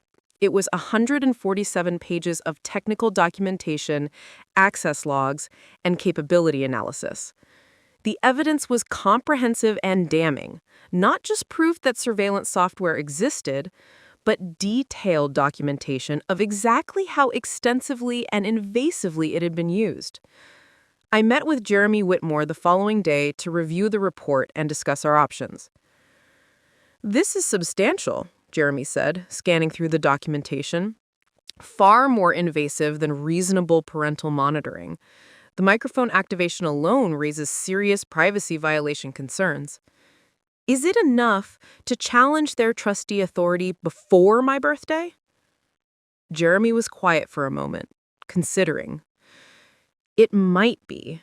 We could petition for immediate trust transfer based on trustee misconduct, using trust administration as leverage for surveillance that exceeds fiduciary responsibility. But that approach has risks." "What kind of risks?" "Court proceedings take time.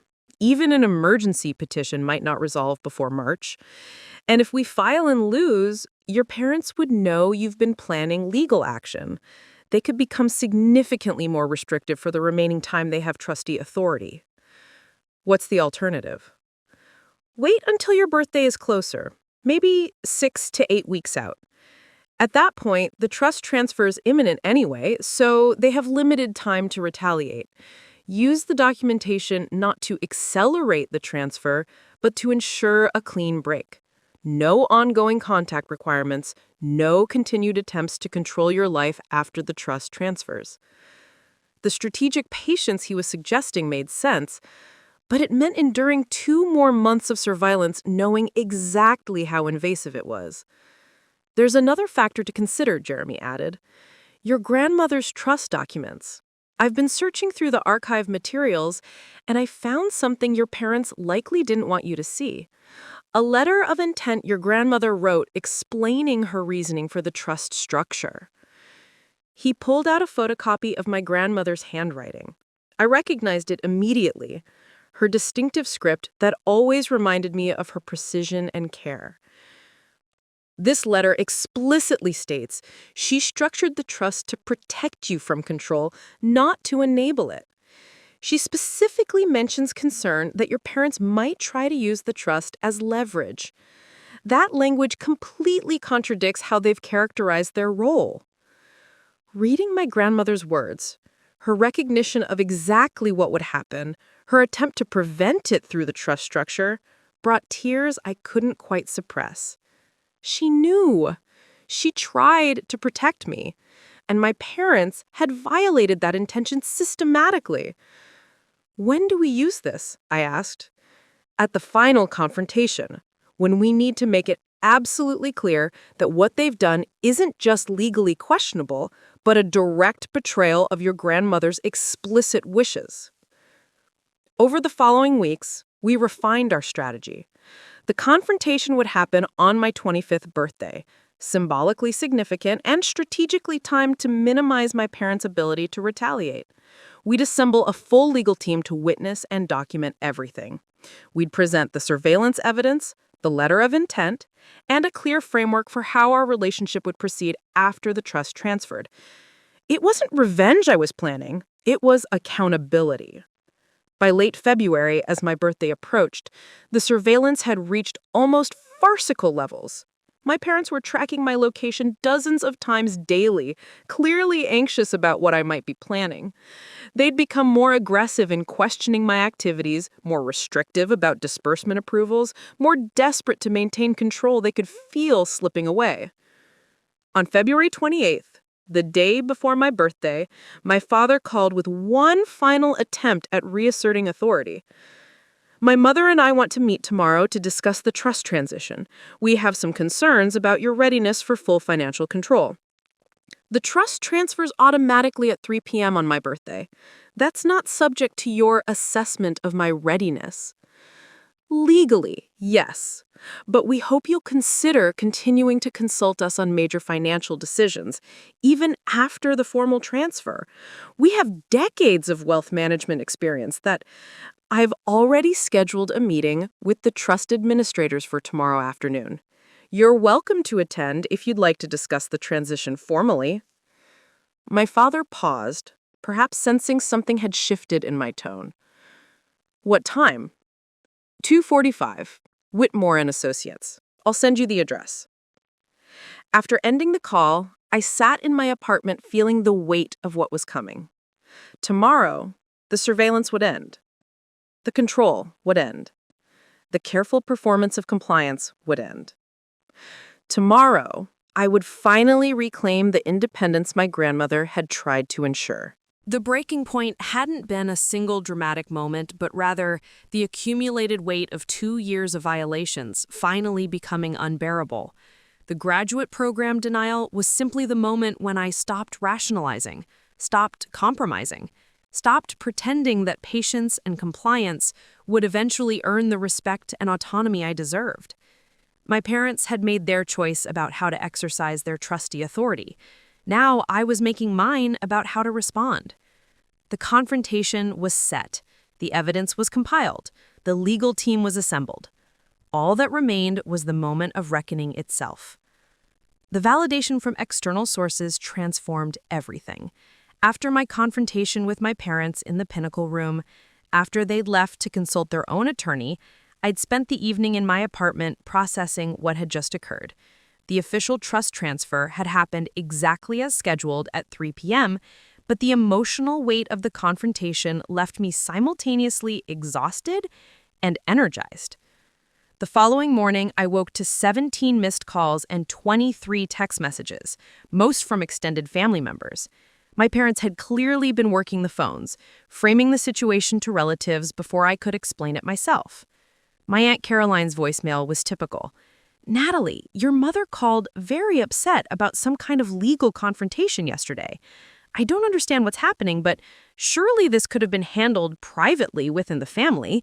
Please call me when you can." The assumption embedded in that message, that family matters should be handled privately, that legal accountability was somehow inappropriate between relatives, represented exactly the mentality that had enabled my parents' behavior for years. The idea that surveillance and control were acceptable as long as they stayed within family boundaries. I was drafting a response when my phone rang. Lauren's name appeared on the screen. "How did it go?" she asked immediately. It went exactly as planned. The evidence was presented, the trust transferred, and my parents now understand that their surveillance is documented and legally questionable. How do you feel? It was a more complicated question than it seemed. Relieved, angry, sad, vindicated. All of it, simultaneously. That makes sense. You just confronted your parents with evidence that they've been violating your privacy for years. There's no simple emotion for that. We talked for another hour, Lauren helping me process the complex mix of feelings the confrontation had triggered. She'd been through her own family estrangement years earlier, when she came out as bisexual to conservative parents. So she understood the particular pain of having to legally defend yourself against people who claim to love you. The hardest part, I admitted, is that I know they genuinely believe they were protecting me. They don't see the surveillance as violation. They see it as responsible parenting of someone with substantial assets. Intent doesn't negate impact, Lauren said firmly. They might have convinced themselves this was protection, but the result was systematic control that prevented you from developing genuine independence. She was right, but it didn't make the situation less painful. The next significant development came 2 days later when Jeremy called with unexpected news. "Your parents' attorney reached out. They want to negotiate a settlement rather than have the surveillance evidence become part of any court record." What kind of settlement? Primarily a comprehensive non-disclosure agreement. They're willing to acknowledge that the monitoring was more extensive than appropriate and agreed a complete cessation of all surveillance, but they want assurance that the forensic evidence won't be shared publicly or used in any way that would damage their professional reputations. I considered this carefully.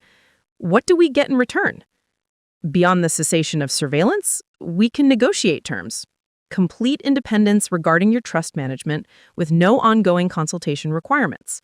Formal acknowledgement that they exceeded appropriate trustee authority. No attempts to contact or influence your personal or professional decisions.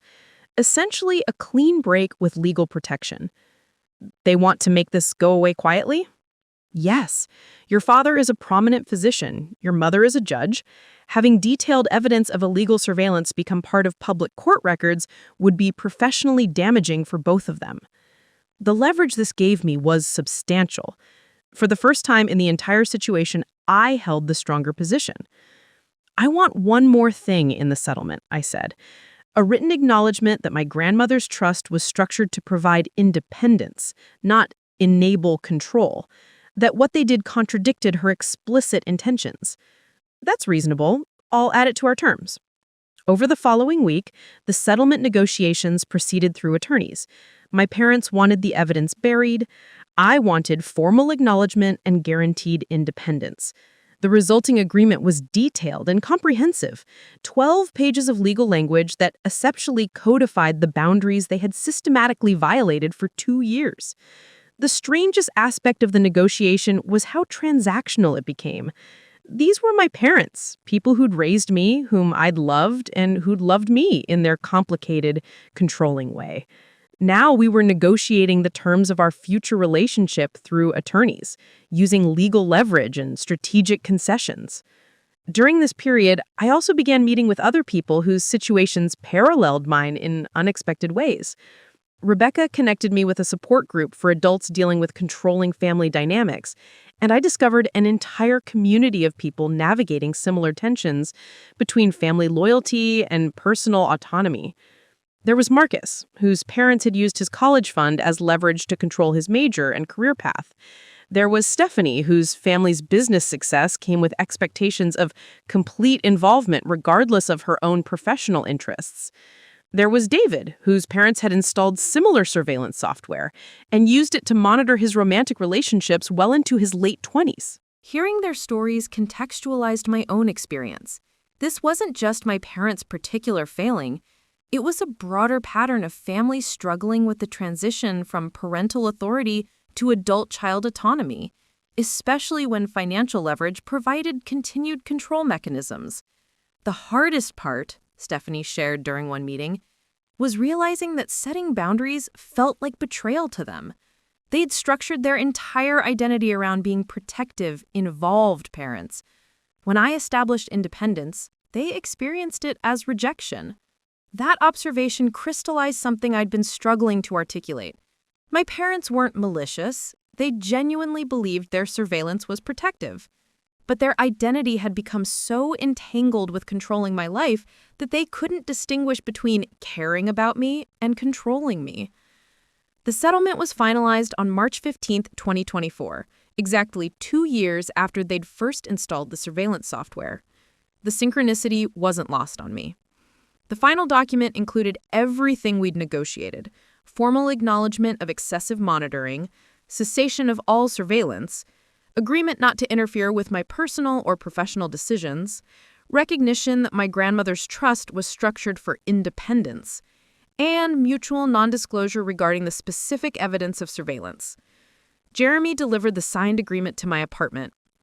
"This is as close to accountability as you are likely to get from them," he said gently. "Legal acknowledgement, binding restrictions on future behavior. It's not an apology, but it's enforceable protection." I read through the agreement carefully, noting how the legal language translated emotional violation into contractual terms. They wouldn't say they were sorry, but they would legally commit to never doing it again. "There's one other development," Jeremy added. "I've been searching through your grandmother's archived materials. I found something I think you should see." He handed me a folder containing letters, correspondence between my grandmother and her attorney during the year before she died. The letters discussed the trust structure in detail, and one passage stood out with painful clarity. "I am concerned that Raymond and Patricia will attempt to use the trust as leverage to control Natalie's choices. They mean well, but they've never fully accepted that parenting means gradually releasing control, not maintaining it through different mechanisms. The 3-year period before full transfer is meant to give Natalie time to develop confidence in her own judgment without the pressure of complete financial independence immediately. I worry they'll interpret it as 3 years of continued authority over her life. Please structure the language as clearly as possible to prevent that misinterpretation." My grandmother knew. She anticipated exactly what would happen and tried to prevent it through legal structure. Reading her words, Her understanding of her son's limitations, her determination to protect me from them, brought tears I'd been holding back for weeks. "She saw them so clearly," I said, my voice thick with emotion. "She did," Jeremy confirmed, "and she used every legal tool available to protect your independence. The fact that your parents still found ways to exert control through surveillance doesn't diminish her intentions or her efforts." That evening, I called Lauren to share the news about the finalized settlement. She listened quietly as I read portions of my grandmother's letters. "You know what strikes me?" Lauren said when I'd finished. "Your grandmother gave you two gifts, the financial resources for independence, yes, but also the legal framework that ultimately made accountability possible. Without the trust structure she created, without her clear documentation of intent, challenging your parents would have been much harder." She was right. The trust hadn't just provided money, it had provided the mechanism through which control could eventually be confronted and boundaries could be legally established. Over the following weeks, I began the process of genuine independence. I changed my phone number, ensuring my parents couldn't contact me unless I initiated communication. I opened new bank accounts at a different institution, completely separating my finances from any systems they'd had access to. I moved to a new apartment they didn't know the address of, creating physical space to match the legal boundaries. Each action felt simultaneously liberating and sad, the practical dismantling of family connection I'd hoped to maintain while establishing autonomy. The most unexpected validation came from my father's sister, Aunt Margaret, who called me directly despite my parents' version of events. "I got your number from Rebecca," she explained. "I wanted to hear your side of things before forming an opinion." I gave her the condensed version, the surveillance, the control, the trust violations, my grandmother's actual intentions. Aunt Margaret was quiet for a long moment. "I am not entirely surprised," she said finally. "Your father has always struggled with control. He did it with your grandmother, too, trying to manage her care during her illness in ways that didn't respect her wishes. She told me once that he'd never learned the difference between caring for someone and controlling them." The confirmation from someone who'd known my father his entire life provided a different kind of validation. The recognition that this wasn't just my perception, but a consistent pattern others had observed. "What you did took courage," Aunt Margaret continued. "Standing up to family is harder than standing up to strangers because the stakes are so much higher. I hope you know that establishing boundaries isn't betrayal, it's survival." By early April, roughly 5 weeks after my birthday confrontation, I'd established a new rhythm of life. Graduate school applications for the following year, consulting work and sustainable development using trust funds exactly as my grandmother had intended, a relationship with Lauren that could develop without surveillance or interference, and friendships with people my parents had never vetted or approved. That was the independence I'd been seeking for years, finally achieved not through their permission, but through legal accountability and documented evidence of their violations. The validation hadn't come from my parents admitting wrongdoing. They never would. It came from external sources recognizing what had happened, from legal structures acknowledging the violations, from a settlement that formally constrained their future behavior, and from my grandmother's words reaching across time to confirm that what I'd felt was real and her intentions were exactly what I'd believed. The aftermath of confrontation wasn't simple or clean.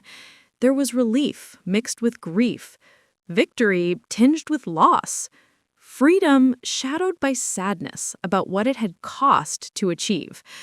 But underneath all of it was something fundamental. The truth had been documented, acknowledged, and addressed.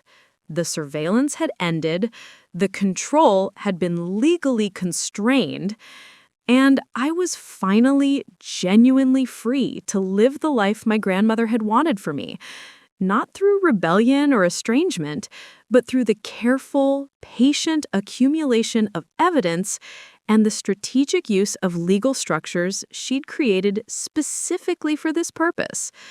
The validation didn't erase the pain, But it made the pain meaningful rather than futile. It transformed suffering into accountability, frustration into change, powerlessness into agency. And that transformation, however difficult the journey was worth every uncomfortable moment of the process. The strategic execution of my plan required more than evidence and legal consultation. It required careful timing, alliance building with people I could trust, and the patience to wait for the moment when action would be most effective and least vulnerable to my parents' counterattack. The settlement agreement signed in mid-March had established legal boundaries, but it didn't address the broader question of how to actually restructure my life now that the surveillance had ended. The clean phone, the new apartment, the separate bank accounts, these were defensive measures. What I needed now was a proactive strategy for building the independent life my grandmother had envisioned. In late March, about 3 weeks after the birthday confrontation, I reached out to Dr. Patricia Lansing, a family systems therapist Rebecca had recommended. I wasn't seeking therapy in the traditional sense. I needed strategic counsel on how to navigate the aftermath of family confrontation while maintaining my psychological health. What you're describing is a form of enmeshment, Dr. Lansing explained during our first session. Your parents struggled to recognize where their authority ended and your autonomy began. The surveillance was a technological extension of that boundary confusion. They'd say it was protective, I countered, playing the devil's advocate.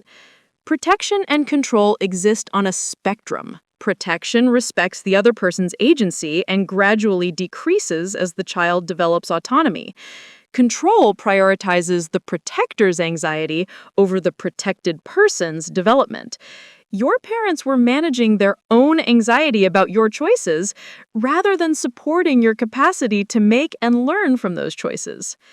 The distinction clarified something I'd struggled to articulate. My parents' surveillance hadn't been about keeping me safe. It had been about keeping themselves comfortable. The difference was subtle but crucial. How do I move forward without either cutting them off completely or allowing them to resume control? I asked. You establish what's called structured contact, clear parameters about what kinds of interaction are acceptable, firm boundaries about what topics are off limits, and consistent enforcement of consequences when boundaries are violated. The settlement agreement gave you legal structure. Now you need relational structure. Over the following sessions, Dr. Lansing helped me develop a framework for potential future contact with my parents. Monthly phone calls on a scheduled day where we discussed neutral topics, their work, general family news, nothing about my personal life or financial decisions. Annual holiday gatherings at neutral locations with clear time limits. Immediate consequences for any attempts to monitor, control, or interfere, reduced contact, canceled visits, whatever was necessary to maintain boundaries. It wasn't the warm, close family relationship I'd once imagined having, but it was honest and sustainable in ways our previous dynamic never could have been. Meanwhile, I was building the support network that would make genuine independence possible. Lauren remained my closest confidant, but I had also developed meaningful friendships through the support group. People who understood the complicated grief of having to protect yourself from family members who claimed to love you. Marcus, the support group member whose parents had controlled his college major, became an unexpected mentor. He'd been navigating family boundaries for 5 years and had developed remarkable clarity about the process. The hardest part isn't the initial confrontation, it's maintaining boundaries consistently when they test them, and they will test them. Your parents will look for openings, moments of vulnerability where old patterns might reassert themselves. You have to be prepared for that. How do I prepare? By building a life so full of genuine relationships and meaningful work that their approval or disapproval becomes progressively less relevant to your sense of worth. Right now, you're still defining yourself partly in relation to their judgment, even in opposition to it. Eventually, you want to reach a place where their opinions are just one perspective among many, not the central reference point. The insight was profound. As long as I was primarily reacting against my parents' control, I was still allowing them to define the terms of my life. True independence meant building something positive on its own terms, not just the absence of their interference. In April, I made a decision that felt both symbolic and practical. I applied for the graduate program at the University of Denver that my parents had blocked the previous year. This time, the tuition would come from my trust funds without any administrative oversight or approval requirement. This time, the decision was entirely mine. The acceptance letter arrived in early May. I read it alone in my apartment, feeling a complex mix of triumph and sadness. This was what I wanted, the freedom to pursue education that aligned with my values and interests. But I couldn't help thinking about how different this moment might have been if my parents could have celebrated it with me, rather than viewing it as evidence of poor judgment they needed to prevent. I called my Aunt Margaret to share the news. She'd become an unexpected ally, maintaining independent relationships with both me and my parents while respecting my boundaries. "I'm proud of you," she said warmly, "not just for getting accepted, but for persisting in pursuing what matters to you despite all the obstacles. Do you think they'll ever understand why I had to confront them?" Margaret was quiet for a moment. "I think your father might, eventually. He's more capable of self-reflection than he shows. Your mother is trickier. Her judicial training makes her very good at constructing justifications for her behavior. But understanding isn't really the goal, is it? The goal is living your life according to your own values, regardless of whether they approve." She was right, of course. I'd been unconsciously still seeking their approval, their acknowledgement that I'd been right to challenge them. But that acknowledgement might never come, and waiting for it would keep me tied to their perspective in ways that undermined genuine independence. In mid-May, I received an unexpected email from my father. The settlement agreement didn't prohibit all contact, just monitoring and interference. He could still reach out, and I could choose how to respond. The email was brief. "Natalie, I've been doing some reading about trust and family dynamics. I'm beginning to understand that what we thought was protection may have felt very different from your perspective. I'm not ready to apologize for trying to keep you safe, but I am sorry that our methods caused you pain. If you're willing, I'd like to have a conversation sometime. No pressure. Dad." I read the email 3 times, analyzing every word for hidden implications or attempts at manipulation. It wasn't a full apology. He still framed the surveillance as trying to keep you safe, but it acknowledged my pain as real, rather than dismissing it as overreaction. I showed the email to Dr. Lansing during our next session. "What do you want to do?" she asked. Part of me wants to respond immediately. Part of me is suspicious of his motives. Part of me just feels tired of the whole situation. Those are all valid responses. You don't have to decide immediately. You can sit with it, notice what feelings come up, and respond when you're ready. Or not respond at all, if that feels right. I decided to wait a week before replying, using that time to clarify what I wanted from potential future contact with my parents. The answer wasn't forgiveness or reconciliation in the traditional sense. It was something more modest, but more sustainable. Civil relations based on mutual respect for boundaries, not warmth based on pretending the surveillance never happened. My response, when I finally sent it, was measured. "Dad, I appreciate your willingness to consider a different perspective. I'm not ready for in-person conversation yet, but I'm open to continuing occasional email contact if we can both respect the boundaries established in the settlement agreement. The reading you're doing sounds productive. Maybe we can discuss it sometime when enough time has passed. Natalie." His reply came 2 days later. "Understood. Thank you for being willing to maintain some contact. I'll respect your boundaries." It wasn't resolution, but it was a start towards something more honest than what we'd had before. By June, 3 months after the confrontation, I'd established a rhythm of genuine independence.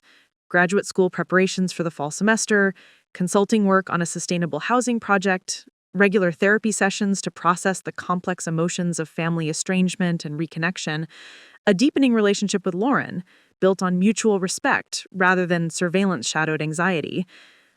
The most significant development came when I was invited to speak at a family law conference about beneficiary rights and trustee misconduct. Jeremy had submitted a proposal on my behalf, and the organizers were interested in hearing from someone who'd navigated the system successfully. "You don't have to do this," Jeremy cautioned when he told me about the invitation. "It would mean making your experience somewhat public, even if we keep identifying details confidential. That's a big step." I thought about it carefully.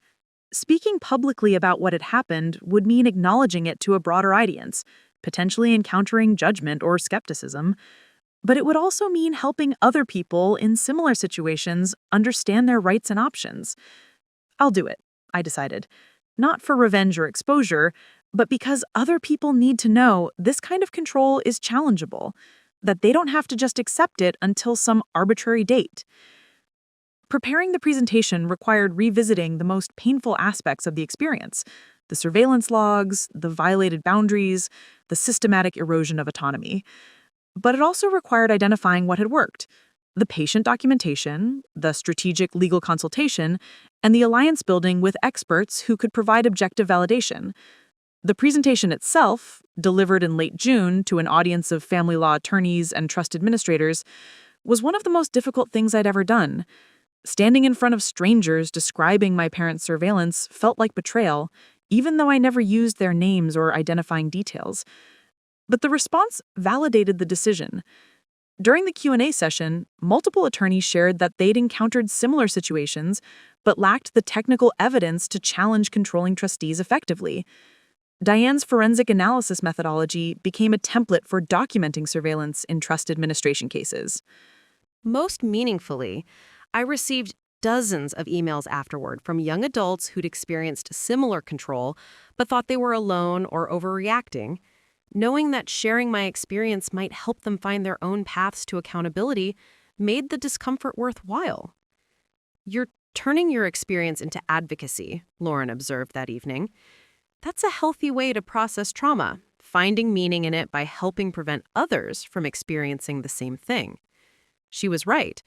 The confrontation with my parents had been about establishing my own boundaries, but speaking about it publicly transformed it into something larger, a challenge to systems that enabled family control to masquerade as protection. By late July, 5 months after my 25th birthday, I'd built a life that felt genuinely mine. Not perfect. I still struggled with anxiety around decision-making, still occasionally questioned my judgment in ways that echoed my parents' criticisms, but I was building confidence through experience, making choices and learning from them without surveillance or interference. The strategic execution had worked, not because it destroyed my relationship with my parents, I'd never wanted that, but because it established the conditions for a different kind of relationship, one based on respect for boundaries rather than acceptance of control. The plan hadn't been about winning or losing. It had been about creating accountability where none existed, establishing boundaries where they had been violated, and reclaiming autonomy that should never have required reclaiming. And in that specific, limited sense, it had succeeded completely. The return to the opening scene felt different now, weighted with everything that had led to this moment. Sitting in the Pinnacle room 6 months after that initial confrontation, I was no longer the woman desperately counting down to her 25th birthday. I was someone who'd reclaimed what had been systematically taken, rebuilt what had been undermined, and established a life structured around genuine autonomy rather than rebellion against control. It was late September 2024, and I'd agreed to meet my parents for the first time since March. Not in the conference room where we'd had our legal confrontation, but in a neutral restaurant downtown, public enough to feel safe, private enough for honest conversation. The decision to meet hadn't been easy. Dr. Lansing and I had spent weeks discussing whether I was ready, what I hoped to achieve, and what boundaries needed to remain absolute, regardless of how the conversation unfolded. The goal isn't reconciliation, in the sense of returning to previous dynamics. It's exploration of whether a different kind of relationship is possible. One based on mutual respect for boundaries rather than control and compliance. I arrived at the restaurant 15 minutes early, choosing a table with clear sightlines to the entrance. Old habits from the surveillance years, always knowing who was approaching, always maintaining awareness of exits. Some instincts would take longer to unlearn. My parents arrived together, exactly on time. My father looked older than I remembered, more gray in his hair, deeper lines around his eyes. My mother maintained her judicial composure, but I noticed her hand trembled slightly as she set down her purse. "Natalie," my father said, his voice carrying uncertainty I'd never heard before. "Thank you for agreeing to meet." "Thank you for respecting the boundaries about location and timing," I replied, keeping my tone neutral but not cold. We ordered coffee, navigating the small talk that felt strange after months of no contact. The weather, the restaurant's menu, anything but the enormous unspoken reality sitting at the table with us. Finally, my mother broke through the pleasantries.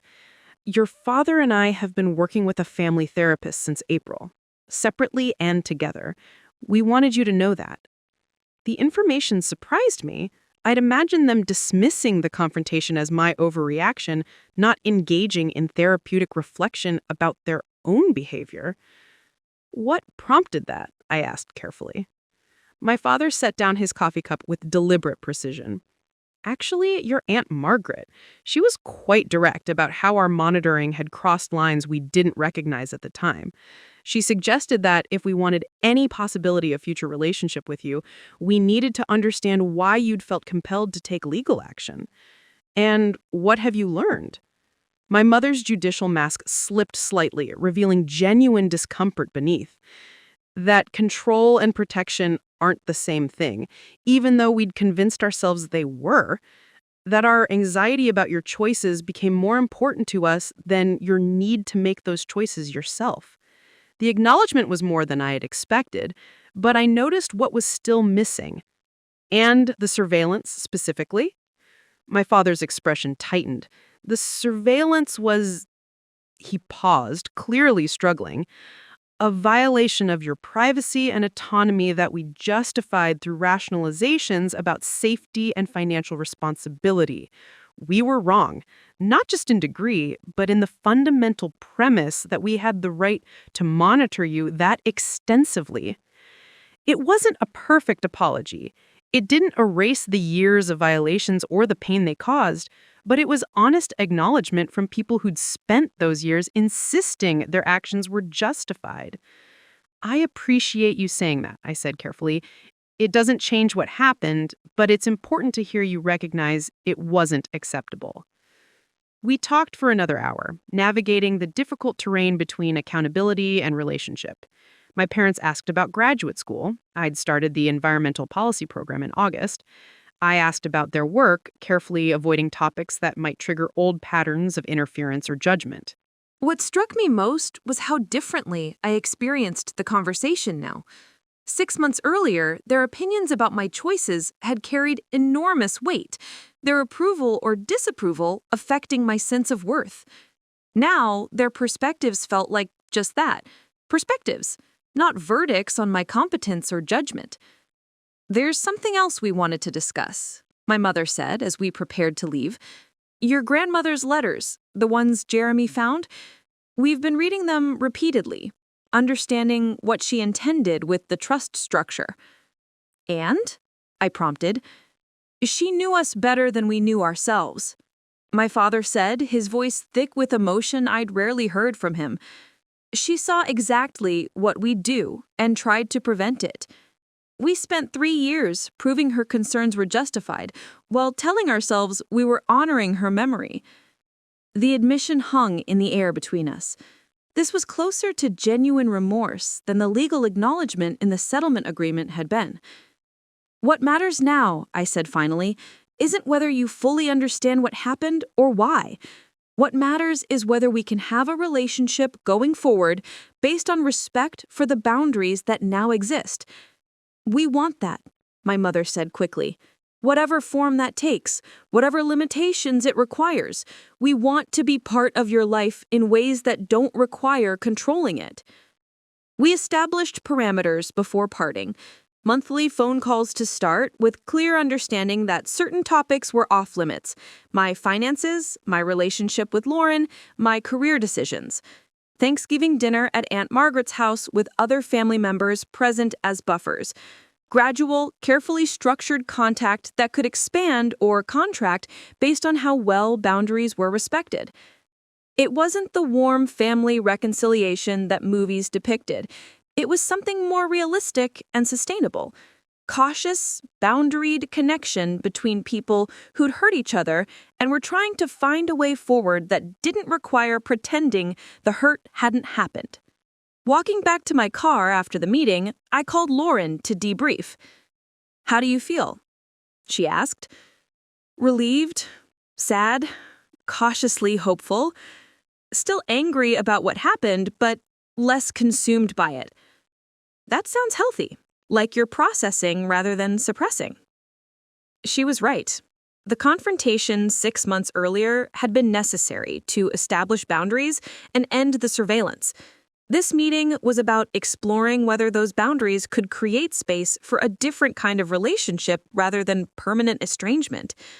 The following week, I received an unexpected package, a box from my parents containing items from my grandmother's house they'd been storing. Her gardening journals, photo albums from my childhood, the compass pin I'd worn to the trust confrontation that I'd left behind during a visit years ago. The accompanying note was brief. "We found these while sorting through Mother's belongings. We should have given them to you long ago. They're yours by right and by her intention. Mom and Dad." Looking through my grandmother's journals that evening, I found an entry from 6 months before her death that stopped me cold. "Natalie turned 9 today. So bright, so curious, so eager to please everyone around her. I worry that eagerness will make her vulnerable to people who confuse love with control.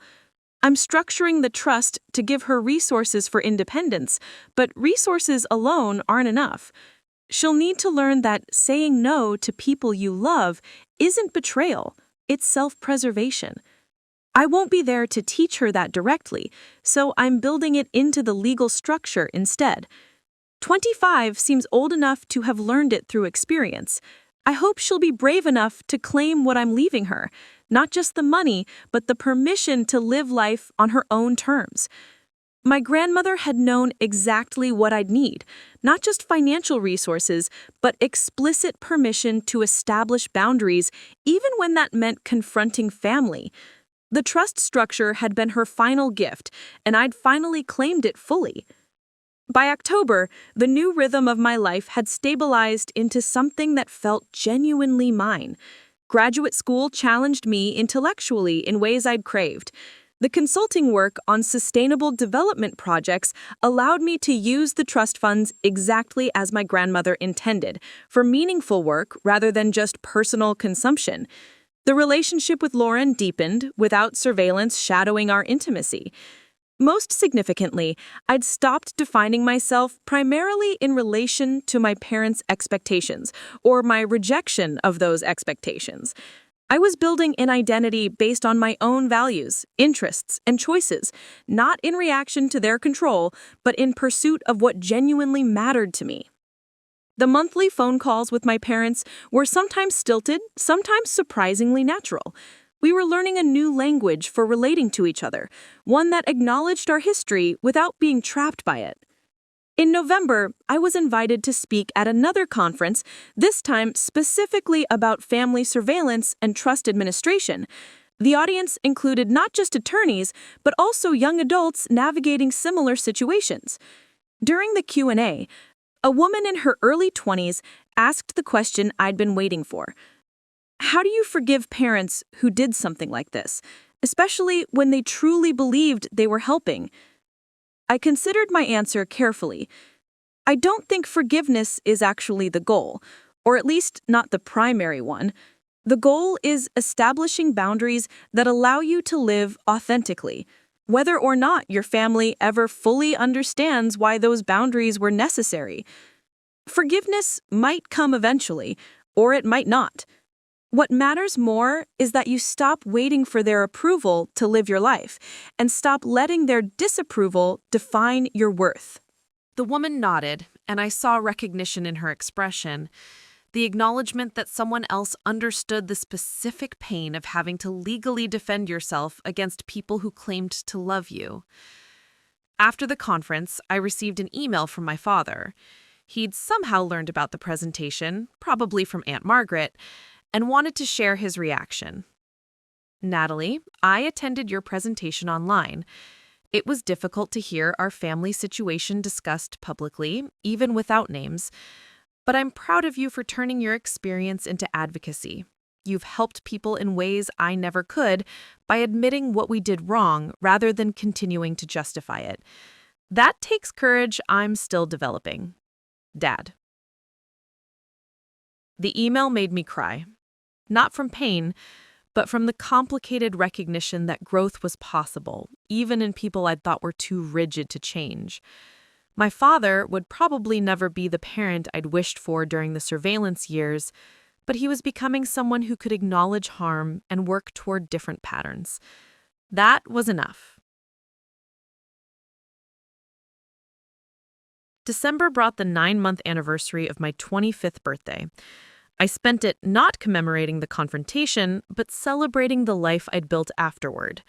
Dinner with Lauren, my support group friends, and Aunt Margaret. People who'd supported my journey toward autonomy without trying to control or direct it. To boundaries, Marcus toasted, raising his glass, and to the courage it takes to establish them even when that means conflict. To boundaries, we echoed, looking around the table at people who understood the cost of independence because they've paid similar prices. I felt something I hadn't experienced during the surveillance years. Genuine belonging based on mutual respect rather than compliance or control. The letterhead bearing my name as sole trustee of my grandmother's estate sat framed in my apartment, not as a trophy, but as a reminder. A reminder that truth eventually surfaces, that documentation creates accountability, that patience and strategy sometimes achieve more than emotional confrontation, and that the independence worth having is built not through severing all family ties, but through establishing boundaries that allow authentic connection.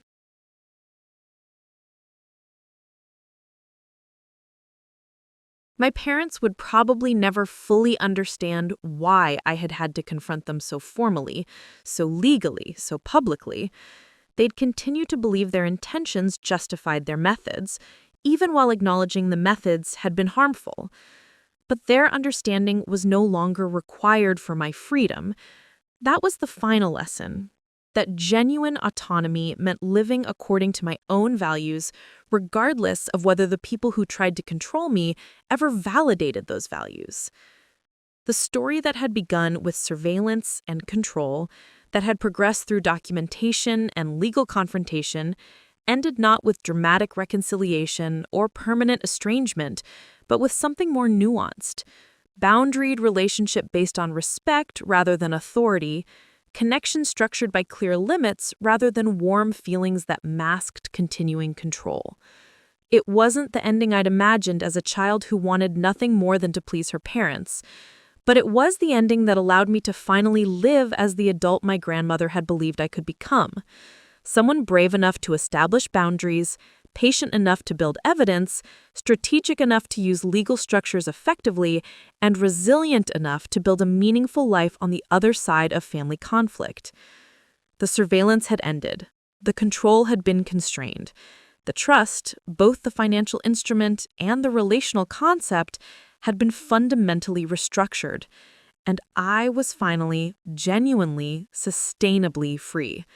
Not because I'd destroyed my relationship with my parents, but because I'd established terms for that relationship that protected my autonomy while leaving space for connection if they could respect those terms. The letterhead had been a symbol, yes, but more than that, it had been a declaration that contribution deserved recognition, that violation required accountability, and that independence built through courage and strategy was worth whatever discomfort the journey required. That truth would guide me forward, not just in family relationships, but in every context where power needed to be balanced and boundaries needed to be established and voices needed to be heard. The confrontation was over. The real life, the one my grandmother had tried to ensure, the one I'd fought to claim, was just beginning.